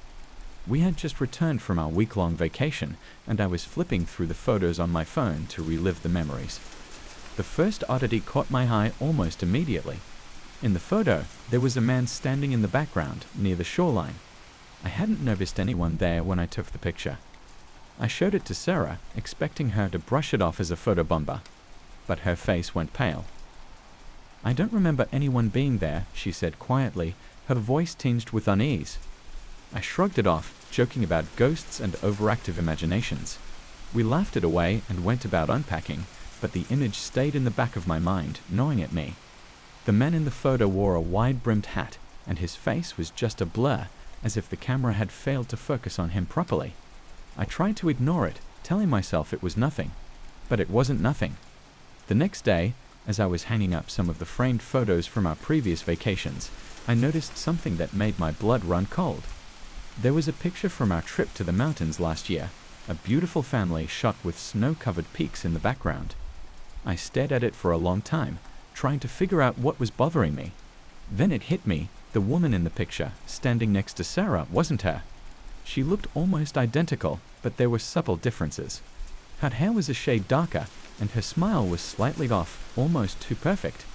I took down the frame and examined it closely, my heart racing. "Sarah, did you change the photo in this frame?" I called out, my voice shaking. She came over frowning. "No, why would I do that?" I showed her the picture, and she froze. "That's not me."